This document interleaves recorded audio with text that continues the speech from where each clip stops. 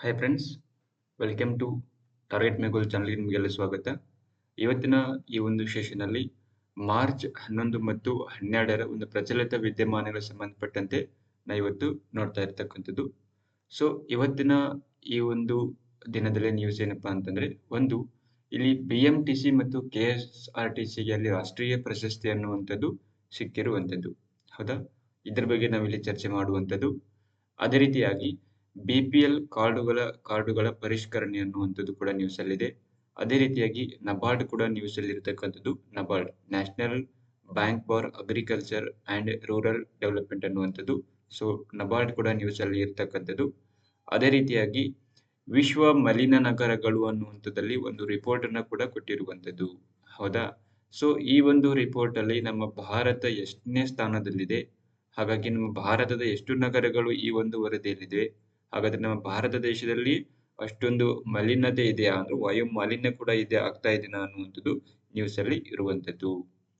ಅದೇ ರೀತಿಯಾಗಿ ಆಲಮಟ್ಟಿ ಅಣೆಕಟ್ಟು ಕೂಡ ಅಲ್ಲಿ ಇರ್ತಕ್ಕಂಥದ್ದು. ಆಲಮಟ್ಟಿ ಅಣೆಕಟ್ಟು ಏನಕ್ಕೆ ಅಂತಂದ್ರ ಇದರ ಎತ್ತರವನ್ನ, ಸಮುದ್ರ ಮಟ್ಟದಿಂದ ಎತ್ತರವನ್ನ ಜಾಸ್ತಿ ಮಾಡಬೇಕು ಅನ್ನುವಂಥದ್ದಲ್ಲಿ ಕೂಡ ಅಲ್ಲಿ ಕೆಲವೊಂದಿಷ್ಟು ಮಹಾರಾಷ್ಟ್ರ ಇದಕ್ಕೆ ಅಲ್ಲಿ ತಕರಾರನ್ನ ಹಾಕಿರುವಂಥದ್ದು. ಹೌದಾ? ಅದೇ ರೀತಿಯಾಗಿ ರಾಜ್ಯ ವಾರ್ಷಿಕ ಚಲನಚಿತ್ರ ಪ್ರಶಸ್ತಿಯನ್ನ ಅಲ್ಲಿ ಪ್ರಕಟ ಮಾಡಿರುವಂಥದ್ದು. ಇದ್ರ ಬಗ್ಗೆ ನಾವು ಇಲ್ಲಿ ಚರ್ಚೆ ಮಾಡ್ತೀವಿ. ಅದೇ ರೀತಿಯಾಗಿ ಜಾಗತಿಕ ಭಯೋತ್ಪಾದನೆ ಸೂಚ್ಯಂಕ ಅಂತ ಬರ್ತದೆ. ಹೌದಾ? ಈ ಜಾಗತಿಕ ಭಯೋತ್ಪಾದನೆ ಸೂಚ್ಯಂಕದಲ್ಲಿ ಭಾರತ ಎಷ್ಟನೇ ಸ್ಥಾನದಲ್ಲಿದೆ, ಹಾಗಾದ್ರೆ ಮೊದಲನೇ ಸ್ಥಾನದಲ್ಲಿ ಯಾವ ದೇಶ ಇದೆ ಅನ್ನುವಂಥದ್ದು ನಾವಿಲ್ಲಿ ನೋಡ್ತಾ ಬರ್ತಕ್ಕಂಥದ್ದು. ಸೊ ಈ ನೋಡಿದ ಸಾಕಷ್ಟು ಮಾಹಿತಿಗಳು ನಾವಿಲ್ಲಿ ನೋಡ್ತಾ ಬರ್ತೀವಿ. ಸೊ ಈ ಒಂದು ಪತ್ರಿಕೆ ಏನದು ಸಮಸ್ಯೆ, ಇದು ಕರೆಂಟ್ ಅಫೇರ್ಸ್ ಸಂಬಂಧಪಟ್ಟಂತ ಈ ಒಂದು ವಿಷಯಗಳನ್ನ ಪ್ರಜಾವಾಣಿ ಅನ್ಬೋದು, ಸ್ವಲ್ಪ ಹಿಂದೂ ಅನ್ಬೋದು, ಜೆಕೆಟೆಡ್ ಅನ್ಬೋದು, ಸೊ ಮುಂತಾದ ವೆಬ್ಸೈಟ್ ನಾವಿದನ್ನ ತೆಗೆದುಕೊಂಡು ಬರುವಂತದ್ದು. ಹೌದಾ? ಇಲ್ಲಿ ಮೊದಲನೇ ಪ್ರಶ್ನೆ ನೋಡಿ, ಬುಕ್ಕಾಪಟ್ಟಣ ವನ್ಯಜೀವಿ ಅಭಯಾರಣ್ಯ ಇದು ಯಾವ ಜಿಲ್ಲೆಯಲ್ಲಿ ಕಂಡು ಬರುತ್ತದೆ ಅನ್ನುವಂತ ಪ್ರಶ್ನೆ ಆಗಿದೆ. ಬುಕ್ಕಾಪಟ್ಟಣ ಅನ್ನುವಂಥದ್ದು, ಹೌದಾ, ಬುಕ್ಕಾಪಟ್ಟಣ ವನ್ಯಜೀವಿ ಅಭಯಾರಣ್ಯವಾಗಿದೆ. ಸೊ ಇದು ಯಾವ ಜಿಲ್ಲೆಯಲ್ಲಿ ಕಂಡು ಬರ್ತದೆ ಅಂತ ಪ್ರಶ್ನೆ ಆಗಿದೆ. Options A Haveri, options B Mandya, option C Tumakuru, options D Belagavi ಅಂತ ಇದೆ. ಸೊ ಇದರಲ್ಲಿ ಸರಿಯಾದ ಉತ್ತರ ಯಾವುದು ಅಂತಂದ್ರೆ option C is right answer. ಏನಕ್ಕಂತಂದ್ರೆ ಬುಕ್ಕಾಪಟ್ಟಣ ಇದು ವನ್ಯಜೀವಿ ಅಭಯಾರಣ್ಯ ತುಮಕೂರು ಜಿಲ್ಲೆಯಲ್ಲಿ ಕಂಡುಬರುತ್ತದೆ. ತುಮಕೂರು ಜಿಲ್ಲೆಯಲ್ಲಿ ಕಂಡುಬರುವಂತದ್ದು. ಇದು ಏನಕ್ಕೆ ನ್ಯೂಸ್ ಅಲ್ಲಿ ಇತ್ತು ಅಂತ ಬಂದಾಗ, ಈ ಬುಕ್ಕಾಪಟ್ಟಣ ಜಿಂಕಾರ ಸಂರಕ್ಷಣಾ ವಲಯದ ಬಳಿ ಅಲ್ಲಿ ಒಂದು ಪುನುಗು ಬೆಕ್ಕು ಅಂತೇಳಿ ಕಾಣಿಸಿಕೊಂಡಿದೆ. ಸೊ ಅಲ್ಲಿನ ಗ್ರಾಮಸ್ಥರು ಇದು ಕರಿಚಿರತೆ ಇರ್ಬೋದು ಅಂತೇಳಿ ಅದನ್ನ ಅರಣ್ಯ ಅಧಿಕಾರಿ ಕೊಡ್ತಾರೆ. ಬಟ್ ಅದನ್ನ ನೋಡ್ಲಿಕ್ಕೆ ಹಂಗ ಇರ್ತದ, ಬಟ್ ಇದು ಕರಿಚಿರತೆ ಅಲ್ಲ, ಇದು ಪುನುಗು ಬೆಕ್ಕು ಅಂತೇಳಿ ಕರಿತಕ್ಕಂಥದ್ದು. ಹೌದಾ? ಕಾಡಿನಿಂದ ಗ್ರಾಮದೊಳಕ್ಕೆ ಒಂದು ಅಪರೂಪದ ಒಂದು ಪುನುಗು ಬೆಕ್ಕು ಅಂತೇಳಿ ಕರೀತಾರೆ. ಸೊ ಇದು ಇಲ್ಲಿ ಸಿಕ್ಕಿರುವಂತದ್ದು. ಹೌದಾ? ಇದು ಏನಕ್ಕೆ ಬಹಳ ಯೂಸ್ ಅಂತಂದ್ರೆ ನೋಡಿ, ಈ ಒಂದು ಪ್ರಾಣಿಗಳನ್ನ ಅಲ್ಲಿ ಸುಗಂಧ ದ್ರವ್ಯಗಳಲ್ಲಿ ಕೂಡ ಅಲ್ಲಿ ಬಳಕೆ ಮಾಡುವಂಥದ್ದು. ಸುಗಂಧ ದ್ರವ್ಯಗಳಲ್ಲಿ, ಹೌದಾ, ಅತಿ ದುಬಾರಿ ಸುಗಂಧ ದ್ರವ್ಯಗಳಲ್ಲಿ ಇದನ್ನ ಬಳಕೆ ಮಾಡ್ತಾರೆ. ಏನಕ್ಕಂತಂದ್ರೆ ಅಲ್ಲಿ ಸುಗಂಧ ವಸ್ತು ಸ್ರವಿಸುವ ಗ್ರಂಥಿಗಳು ಅದರಲ್ಲಿ ಇರ್ತಕ್ಕಂಥದ್ದು. ಹೌದಾ? ಅದಕ್ಕಾಗಿ ಇದನ್ನ ವಿಶ್ವದ ದುಬಾರಿ ಸುವಾಸನೆ ಸೆಂಟ್ಗಳಲ್ಲಿ, ಪರ್ಫ್ಯೂಮ್ಗಳಲ್ಲಿ ಕೂಡ ಇದನ್ನ ಬಳಕೆ ಮಾಡ್ತಕ್ಕಂಥದ್ದು. ಹೌದಾ? ಅಷ್ಟಲ್ಲದೆ ಅತಿ ದುಬಾರಿ ಕಾಫಿ ಯಾವುದು, ಲುವಾಕ್ ಕಾಫಿ ತಯಾರು ಮಾಡ್ಲಿಕ್ಕೂ ಕೂಡ ಈ ಪುನುಗು ಬೆಕ್ಕಿನಿಂದಲೇ ಅಲ್ಲಿ ಏನ್ ಮಾಡ್ತಾರೆ, ಅಲ್ಲಿ ಕಾಫಿಯನ್ನು ಕೂಡ ತಯಾರು ಮಾಡ್ತಾರೆ. ಹೌದಾ? ಅಂದ್ರ ಅಷ್ಟಂಟು ಸುವಾಸನೆ ಇರತಕ್ಕಂತಹ ಅಲ್ಲಿ ಏನಾಗಿದೆ ಗ್ರಂಥಿಗಳು ಕೂಡ ಇದರಲ್ಲಿ ಇರತಕ್ಕಂಥದ್ದು. ಹೌದಾ? ಏನಕ್ಕಂತಂದ್ರೆ ಈ ಸುಗಂಧ ವಸ್ತುವಿಗೆ ಸಮ ಪ್ರಮಾಣದ ನೀರನ್ನು ಬೆರೆಸಿ ಅಲ್ಲಿ ಸುಗಂಧಗಳಲ್ಲಿ ಸೇರಿಸಿದಾಗ ಅಲ್ಲಿ ಸುವಾಸನೆಯನ್ನು ಕೂಡ ಅದು ಕೊಡುವಂಥದ್ದು. ಸೊ ಆ ಒಂದು ಉದ್ದೇಶಕ್ಕಾಗಿ ಇಲ್ಲಿ ಯಾವುದು ಅಂತಂದ್ರೆ ಪುನುಗು ಬೆಕ್ಕು ಅನ್ನುವಂಥದ್ದು ಅಲ್ಲಿ ನ್ಯೂಸ್ ಅಲ್ಲಿ ಇರುವಂತದ್ದು. ಹೌದಾ? ಇದೊಂದು ಮಾಂಸಾಹಾರಿ ಸಸ್ತನಿ ಆಗಿರತಕ್ಕಂಥದ್ದು. ಹೌದಾ? ಇದು ಅನಿಲೀಯ ಸಾಮ್ರಾಜ್ಯಕ್ಕೆ ಸೇರಿದೆ ಅನ್ನುವಂಥದ್ದು ನಾವಿಲ್ಲಿ ನೋಡ್ತಾ ಬರ್ತಕ್ಕಂಥದ್ದು. ಮತ್ತು ಅಪರೂಪವಾದ ಒಂದು ಪುನುಗು ಬೆಕ್ಕು ಅಂತೇಳಿ ಕೂಡ ಗುರುತಿಸ್ತಾರೆ. ಇದನ್ನ ಅಳಿವಿನಂಚಿನಲ್ಲಿರ್ತಕ್ಕಂತಹ ಜೀವಿ ಅಂತೇಳಿ ಕೂಡ ಇದನ್ನ ಗುರುತಿಸ್ತಾರೆ. IUCN ಸ್ಟೇಟಸ್ ಅಲ್ಲಿ ಏನ್ ಮಾಡ್ತಾರೆ, ಅಳಿವಿನಂಚಿನಲ್ಲಿರ್ತಕ್ಕಂತಹ ಅಲ್ಲಿ ಜೀವಿ ಅಂತೇಳಿ ಕೂಡ ಇದನ್ನ ಅಲ್ಲಿ ಗುರುತಿಸುವಂತದ್ದು. ಹೌದಾ? ಅಷ್ಟೇ ಅಲ್ಲದೆ ಈ ಪ್ರಾಣಿಯನ್ನು ಹೊಂದಿದವರಿಗೆ, ಅಂದ್ರೆ ಯಾರು ಸಾಕ್ತಾರಲ್ಲ ಅವ್ರಿಗೆ 3 ವರ್ಷದಿಂದ 7 ವರ್ಷದವರೆಗೆ ಕಠಿಣ ಕಾರಾಗೃಹ ಶಿಕ್ಷೆ ಕೂಡ ಅಲ್ಲಿ ಇರುವಂತದ್ದು. ಹೌದಾ? ಸೊ ಅದಕ್ಕಾಗಿ ನಿಮಗೆ ಬುಕ್ಕಾಪಟ್ಟಣ ಅಂತಕ್ಕಂಥದ್ದು ಅಲ್ಲಿ ಯಾವ ಜಿಲ್ಲೆಯಲ್ಲಿದೆ ಅನ್ನುವಂತಹ ಪ್ರಶ್ನೆ ಆದ್ರೆ ಅದು ತುಮಕೂರು ಜಿಲ್ಲೆಯಲ್ಲಿ ಇರುವಂತದ್ದು. ಹೌದಾ, ತುಮಕೂರು ಜಿಲ್ಲೆಯಲ್ಲಿ ಇರುವಂಥದ್ದು. ಸೊ ಇದೇ ರೀತಿಯಾಗಿ ಅಲ್ಲಿ ನಮ್ಮ ಕರ್ನಾಟಕದಲ್ಲಿ ಸಾಕಷ್ಟು ವನ್ಯಜೀವಿ ಧಾಮಗಳು ಕೂಡ ಕಂಡುಬರ್ತವೆ. ಸೊ ಅವನೊಂದ್ಸಲ ನೆನ್ಪು ಮಾಡ್ಕೊಳ್ಳಿ, ಒಂದ್ಸಲ ರಿಕಾಲ್ ಮಾಡ್ಕೊಳ್ಳಿ. ಹೌದಾ, ನಮ್ಮ ಕರ್ನಾಟಕದಲ್ಲಿ ವನ್ಯಜೀವಿ ಅಭಯಾರಣ್ಯಗಳು ಅಂತ ಬಂದಾಗ ಭೀಮಗಡ ವನ್ಯಜೀವಿ ಅಭಯಾರಣ್ಯ ಬೆಳಗಾವಿಯಲ್ಲಿ ಕಂಡು ಬರ್ತದ, ಬ್ರಹ್ಮಗಿರಿ ವನ್ಯಜೀವಿ ಅಭಯಾರಣ್ಯ ಕೊಡಗು, ಬುಕ್ಕಾಪಟ್ಟಣ ವನ್ಯಜೀವಿ ಅಭಯಾರಣ್ಯ ತುಮಕೂರು, ಮತ್ತೆ BRT ವನ್ಯಜೀವಿ ಅಭಯಾರಣ್ಯ ಬಿಳಿಗಿರಂಗನ ಟೆಂಪಲ್ ಅಂತ ಕರೀತಲ್ಲ ಅದು ಚಾಮರಾಜನಗರಲ್ಲಿದೆ. ಇನ್ನು ದಾಂಡೇಲಿ ವನ್ಯಜೀವಿ ಅಭಯಾರಣ್ಯ ಉತ್ತರ ಕನ್ನಡ, ಕಾವೇರಿ ವನ್ಯಜೀವಿ ಅಭಯಾರಣ್ಯ ಮಂಡ್ಯ ಮತ್ತು ಚಾಮರಾಜ ಮತ್ತು ರಾಮನಗರಗಳಲ್ಲಿ ಹಂಚಿಕೆ ಆಗಿರುವಂಥದ್ದು. ಅದೇ ರೀತಿ ದರೋಜೆ ಕರಡಿ ಅಭಯಾರಣ್ಯ ವಿಜಯನಗರ, ಘಟಪ್ರಭಾ ಪಕ್ಷಿಧಾಮ ಬೆಳಗಾವಿಯಲ್ಲಿ ಕಂಡು ಬರ್ತದ. ಹೌದಾ, ಅದೇ ರೀತಿಯಾಗಿ ಗುಡವಿ ಪಕ್ಷಿಧಾಮ ಶಿವಮೊಗ್ಗ, ಗುಡಿಕೋಟೆ ಸಲಾದ್ ಬೇರ್ ವನ್ಯಜೀವಿ ಅಭಯಾರಣ್ಯ ಇದು ವಿಜಯನಗರದಲ್ಲಿ ಕಂಡು ಬರ್ತದ. ಇನ್ನು ಕಾಮಸಂದ್ರ ವನ್ಯಜೀವಿ ಅಭಯಾರಣ್ಯ ಕೋಲಾರದಲ್ಲಿದೆ. ಇನ್ನು ಮಲೆ ಮಹದೇಶ್ವರ ವನ್ಯಜೀವಿ ಅಭಯಾರಣ್ಯ ಎಲ್ಲಿದೆ, ಇದು ಚಾಮರಾಜನಗರದಲ್ಲಿ ಇರುವಂತದ್ದು. ಹೌದಾ, ಚಾಮರಾಜನಗರದಲ್ಲಿ ಇರುವಂತದ್ದು. ಅದೇ ರೀತಿಯಾಗಿ ರಾಣಿಬೆನ್ನೂರು ಕೃಷ್ಣಮೃಗ ವನ್ಯಜೀವಿ ಅಭಯಾರಣ್ಯ ಇದು ಹಾವೇರಿಯಲ್ಲಿದೆ. ಇನ್ನು ಮೇಲುಕೋಟೆ ದೇವಸ್ಥಾನ ವನ್ಯಜೀವಿ ಅಭಯಾರಣ್ಯ ಮಂಡ್ಯದಲ್ಲಿದೆ. ಹೌದಾ, ಅದೇ ರೀತಿಯಾಗಿ ರಂಗನತಿಟ್ಟು ವನ್ಯಜೀವಿ ಅಭಯಾರಣ್ಯ ಮಂಡ್ಯದಲ್ಲಿದೆ. ಇನ್ನು ಮೂಕಾಂಬಿಕಾ ವನ್ಯಜೀವಿ ಅಭಯಾರಣ್ಯ ಉಡುಪಿಯಲ್ಲಿ ಇರುವಂತದ್ದು. ಹೌದಾ, ಅದೇ ರೀತಿಯಾಗಿ ನೋಡಿ ರಾಮದೇವರ ಬೆಟ್ಟ ವನ್ಯಜೀವಿ ಅಭಯಾರಣ್ಯ ಇದು ರಾಮನಗರದಲ್ಲಿದೆ. ಇನ್ನು ಪುಷ್ಪಗಿರಿ ವನ್ಯಜೀವಿ ಅಭಯಾರಣ್ಯ ಕೊಡಗಿನಲ್ಲಿದೆ. ಚಿಂಚೋಳಿ ವನ್ಯಜೀವಿ ಧಾಮ ಕಲಬುರಗಿಯಲ್ಲಿದೆ. ಇನ್ನು ರಂಗಯ್ಯನದುರ್ಗ ವನ್ಯಜೀವಿ ಅಭಯಾರಣ್ಯ ದಾವಣಗೆರೆಯಲ್ಲಿದೆ. ಜೋಗಿಮಟ್ಟಿ ವನ್ಯಜೀವಿ ಅಭಯಾರಣ್ಯ ಚಿತ್ರದುರ್ಗದಲ್ಲಿದೆ. ಇನ್ನು ಶರಾವತಿ ಕಣಿವೆ ವನ್ಯಜೀವಿ ಅಭಯಾರಣ್ಯ ಶಿವಮೊಗ್ಗದಲ್ಲಿದೆ. ಹೌದಾ, ಕಪ್ಪತ್ತಗುಡ್ಡ ಅಂತ ಬರ್ತದೆ, ಕಪ್ಪತ್ತಗುಡ್ಡ ಇದು ಗದಗ ಜಿಲ್ಲೆಯಲ್ಲಿ ಇರ್ತಕ್ಕಂಥದ್ದು. ಇನ್ನು ಶೆಟ್ಟಿಹಳ್ಳಿ ವನ್ಯಜೀವಿ ಅಭಯಾರಣ್ಯ ಅಂತಂದ್ರೆ ಶಿವಮೊಗ್ಗದಲ್ಲಿ ಇರುವಂತದ್ದು. ಹೌದಾ, ನುಗು ವನ್ಯಜೀವಿ ಅಭಯಾರಣ್ಯ ಅಂತ ಬರ್ತದೆ, ಇದು ಮೈಸೂರಿನಲ್ಲಿದೆ. ಇನ್ನು ಸೋಮೇಶ್ವರ ವನ್ಯಜೀವಿ ಅಭಯಾರಣ್ಯ ಉಡುಪಿಯಲ್ಲಿ ಇರುವಂತದ್ದು. ಅದೇ ರೀತಿಯಾಗಿ ನೋಡಿ ತಲಕಾವೇರಿ ವನ್ಯಜೀವಿ ಅಭಯಾರಣ್ಯ ಅಂತ ಬರ್ತದೆ, ಇದು ಕೊಡಗಿನಲ್ಲಿ ಇರ್ತಕ್ಕಂಥದ್ದು. ಇನ್ನು ಯಡಹಳ್ಳಿ ಜಿಂಕಾರ ವನ್ಯಜೀವಿ ಅಭಯಾರಣ್ಯ ಅಂತಂದ್ರೆ ಬಾಗಲಕೋಟೆಯಲ್ಲಿದೆ. ಇನ್ನ ಕಪ್ಪತ್ತಗುಡ್ಡ ಉತ್ತರಗುಡ್ಡ ವನ್ಯಜೀವಿ ಅಭಯಾರಣ್ಯ ಇದು ಚಿತ್ರದುರ್ಗದಲ್ಲಿದೆ. ಇನ್ನ ತಿಮ್ಲಾಪುರ ವನ್ಯಜೀವಿ ಅಭಯಾರಣ್ಯ ತುಮಕೂರು. ಇನ್ನ ಸೋಮಾರಿ ಕರಡಿ ವನ್ಯಜೀವಿ ಧಾಮ ಬರ್ತದೆ, ಹಾಸನದಲ್ಲಿದೆ. ಇನ್ನ ಆದಿಚುಂಚನಗಿರಿ ವನ್ಯಜೀವಿ ಧಾಮ ಮಂಡ್ಯದಲ್ಲಿ ಬರ್ತದೆ. ಆದಿಚುಂಚನಗಿರಿ ಅಂತಂದ್ರೆ ಇದೊಂದು ನವಿಲು ಧಾಮ ಆಗಿರುವಂತದ್ದು. ಹೌದಾ, ನವಿಲು ಧಾಮ ಆಗಿರುವಂತದ್ದು. ಸೊ ಇದನ್ನ ಪ್ರಿಲಿಮ್ಸ್ ಅಲ್ಲಿ ಕೂಡ ಇಲ್ಲಿ ಕ್ವಶನ್ ಕೇಳಿದ್ರು, ಮ್ಯಾಥ್ಸ್ ದಿ ಫಾಲೋಯಿಂಗ್ ಅಲ್ಲಿ ಕ್ವಶನ್ ಕೇಳ್ತಾ ಬರ್ತಾನೆ ಇವುಗಳನ್ನ. ಹೌದಾ, ಬಂಕಾಪುರ ತೋಳ ವನ್ಯಜೀವಿ ಅಭಯಾರಣ್ಯ ಕೊಪ್ಪಳದಲ್ಲಿದೆ. ಹೌದಾ, ಇನ್ನ ಅರ್ಬಿತಿಟ್ಟು ವನ್ಯಜೀವಿ ಅಭಯಾರಣ್ಯ ಮೈಸೂರಿನಲ್ಲಿದೆ. ಇನ್ನ ಚಿಕ್ಕ ಸಂಗಮ ಪಕ್ಷಿ ಸಂರಕ್ಷಣೆ ಮೀಸಲು ಅಂತ ಬಂದಾಗ ಬಾಗಲಕೋಟೆಯಲ್ಲಿದೆ. ಇನ್ನು ಹತ್ತಿವೇರಿ ಪಕ್ಷಿ ವನ್ಯಜೀವಿ ಧಾಮ ಅಂತಂದ್ರೆ ಇದು ಉತ್ತರ ಕನ್ನಡ ಜಿಲ್ಲೆಯಲ್ಲಿ ಇರುವಂತದ್ದು. ಸೊ ಇದಿಷ್ಟು ಏನಪ್ಪಾ ಅಂದ್ರೆ ಕರ್ನಾಟಕದಲ್ಲಿ ಇರ್ತಕ್ಕಂತಹ ವನ್ಯಜೀವಿ ಧಾಮಗಳು. ಸೊ ಇವುಗಳನ್ನ ಒಂದ್ಸಲ ಸ್ಕ್ರೀನ್ ಶಾಟ್ ತಗೊಳ್ಳಿ. ಇವ್ನ ನೆಕ್ಸ್ಟ್ ಯಾಕಂತಂದ್ರೆ ಮ್ಯಾಥ್ಸ್ ದಿ ಫಾಲೋಯಿಂಗ್ ಅಲ್ಲಿ ಇವನ್ನ ಕ್ವಶನ್ ಕೇಳ್ತಾ ಬರ್ತಾನೆ. ಹೌದಾ, ಅಂದ್ರೆ ಸರಿಯಾಗಿ ಹೊಂದಿಸಿ ಬರೆಯಿರಿ ಅಂತಲ್ಲಿ ಅಲ್ಲಿ ಈ ತರ ಕ್ವಶನ್ ಅಲ್ಲಿ ಕೇಳಬಹುದು ಅನ್ನುವಂಥದ್ದು. ಸೊ ಯಾವ ವನ್ಯಜೀವಿ ಧಾಮ ಯಾವ ಜಿಲ್ಲೆಯಲ್ಲಿ ಕಂಡು ಬರ್ತಿದೆ ಅನ್ನೋದು ನಿಮಗೆ ನೆನಪಿರಲಿ. 2017 KS ಪ್ರಿಲಿಮ್ಸ್ ಅಲ್ಲಿ ಕೂಡ ಇದರ ಮೇಲೆ ಪ್ರಶ್ನೆ ಕೂಡ ಬಂದಿತ್ತು. ಹೌದಾ, ಇನ್ನ ನೆಕ್ಸ್ಟ್ ಕ್ವಶನ್ ನೋಡಿ.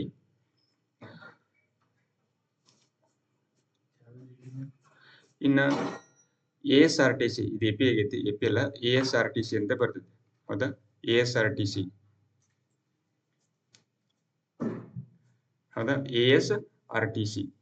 ASRTC ನೀಡುವ ರಾಷ್ಟ್ರೀಯ ಪ್ರಶಸ್ತಿಯನ್ನ ಯಾವ ಸಂಸ್ಥೆ ಪಡೆದಿದೆ ಅಂತ ಪ್ರಶ್ನೆ ಆಗೈತಿ. ASRTC ನೀಡುವ ರಾಷ್ಟ್ರೀಯ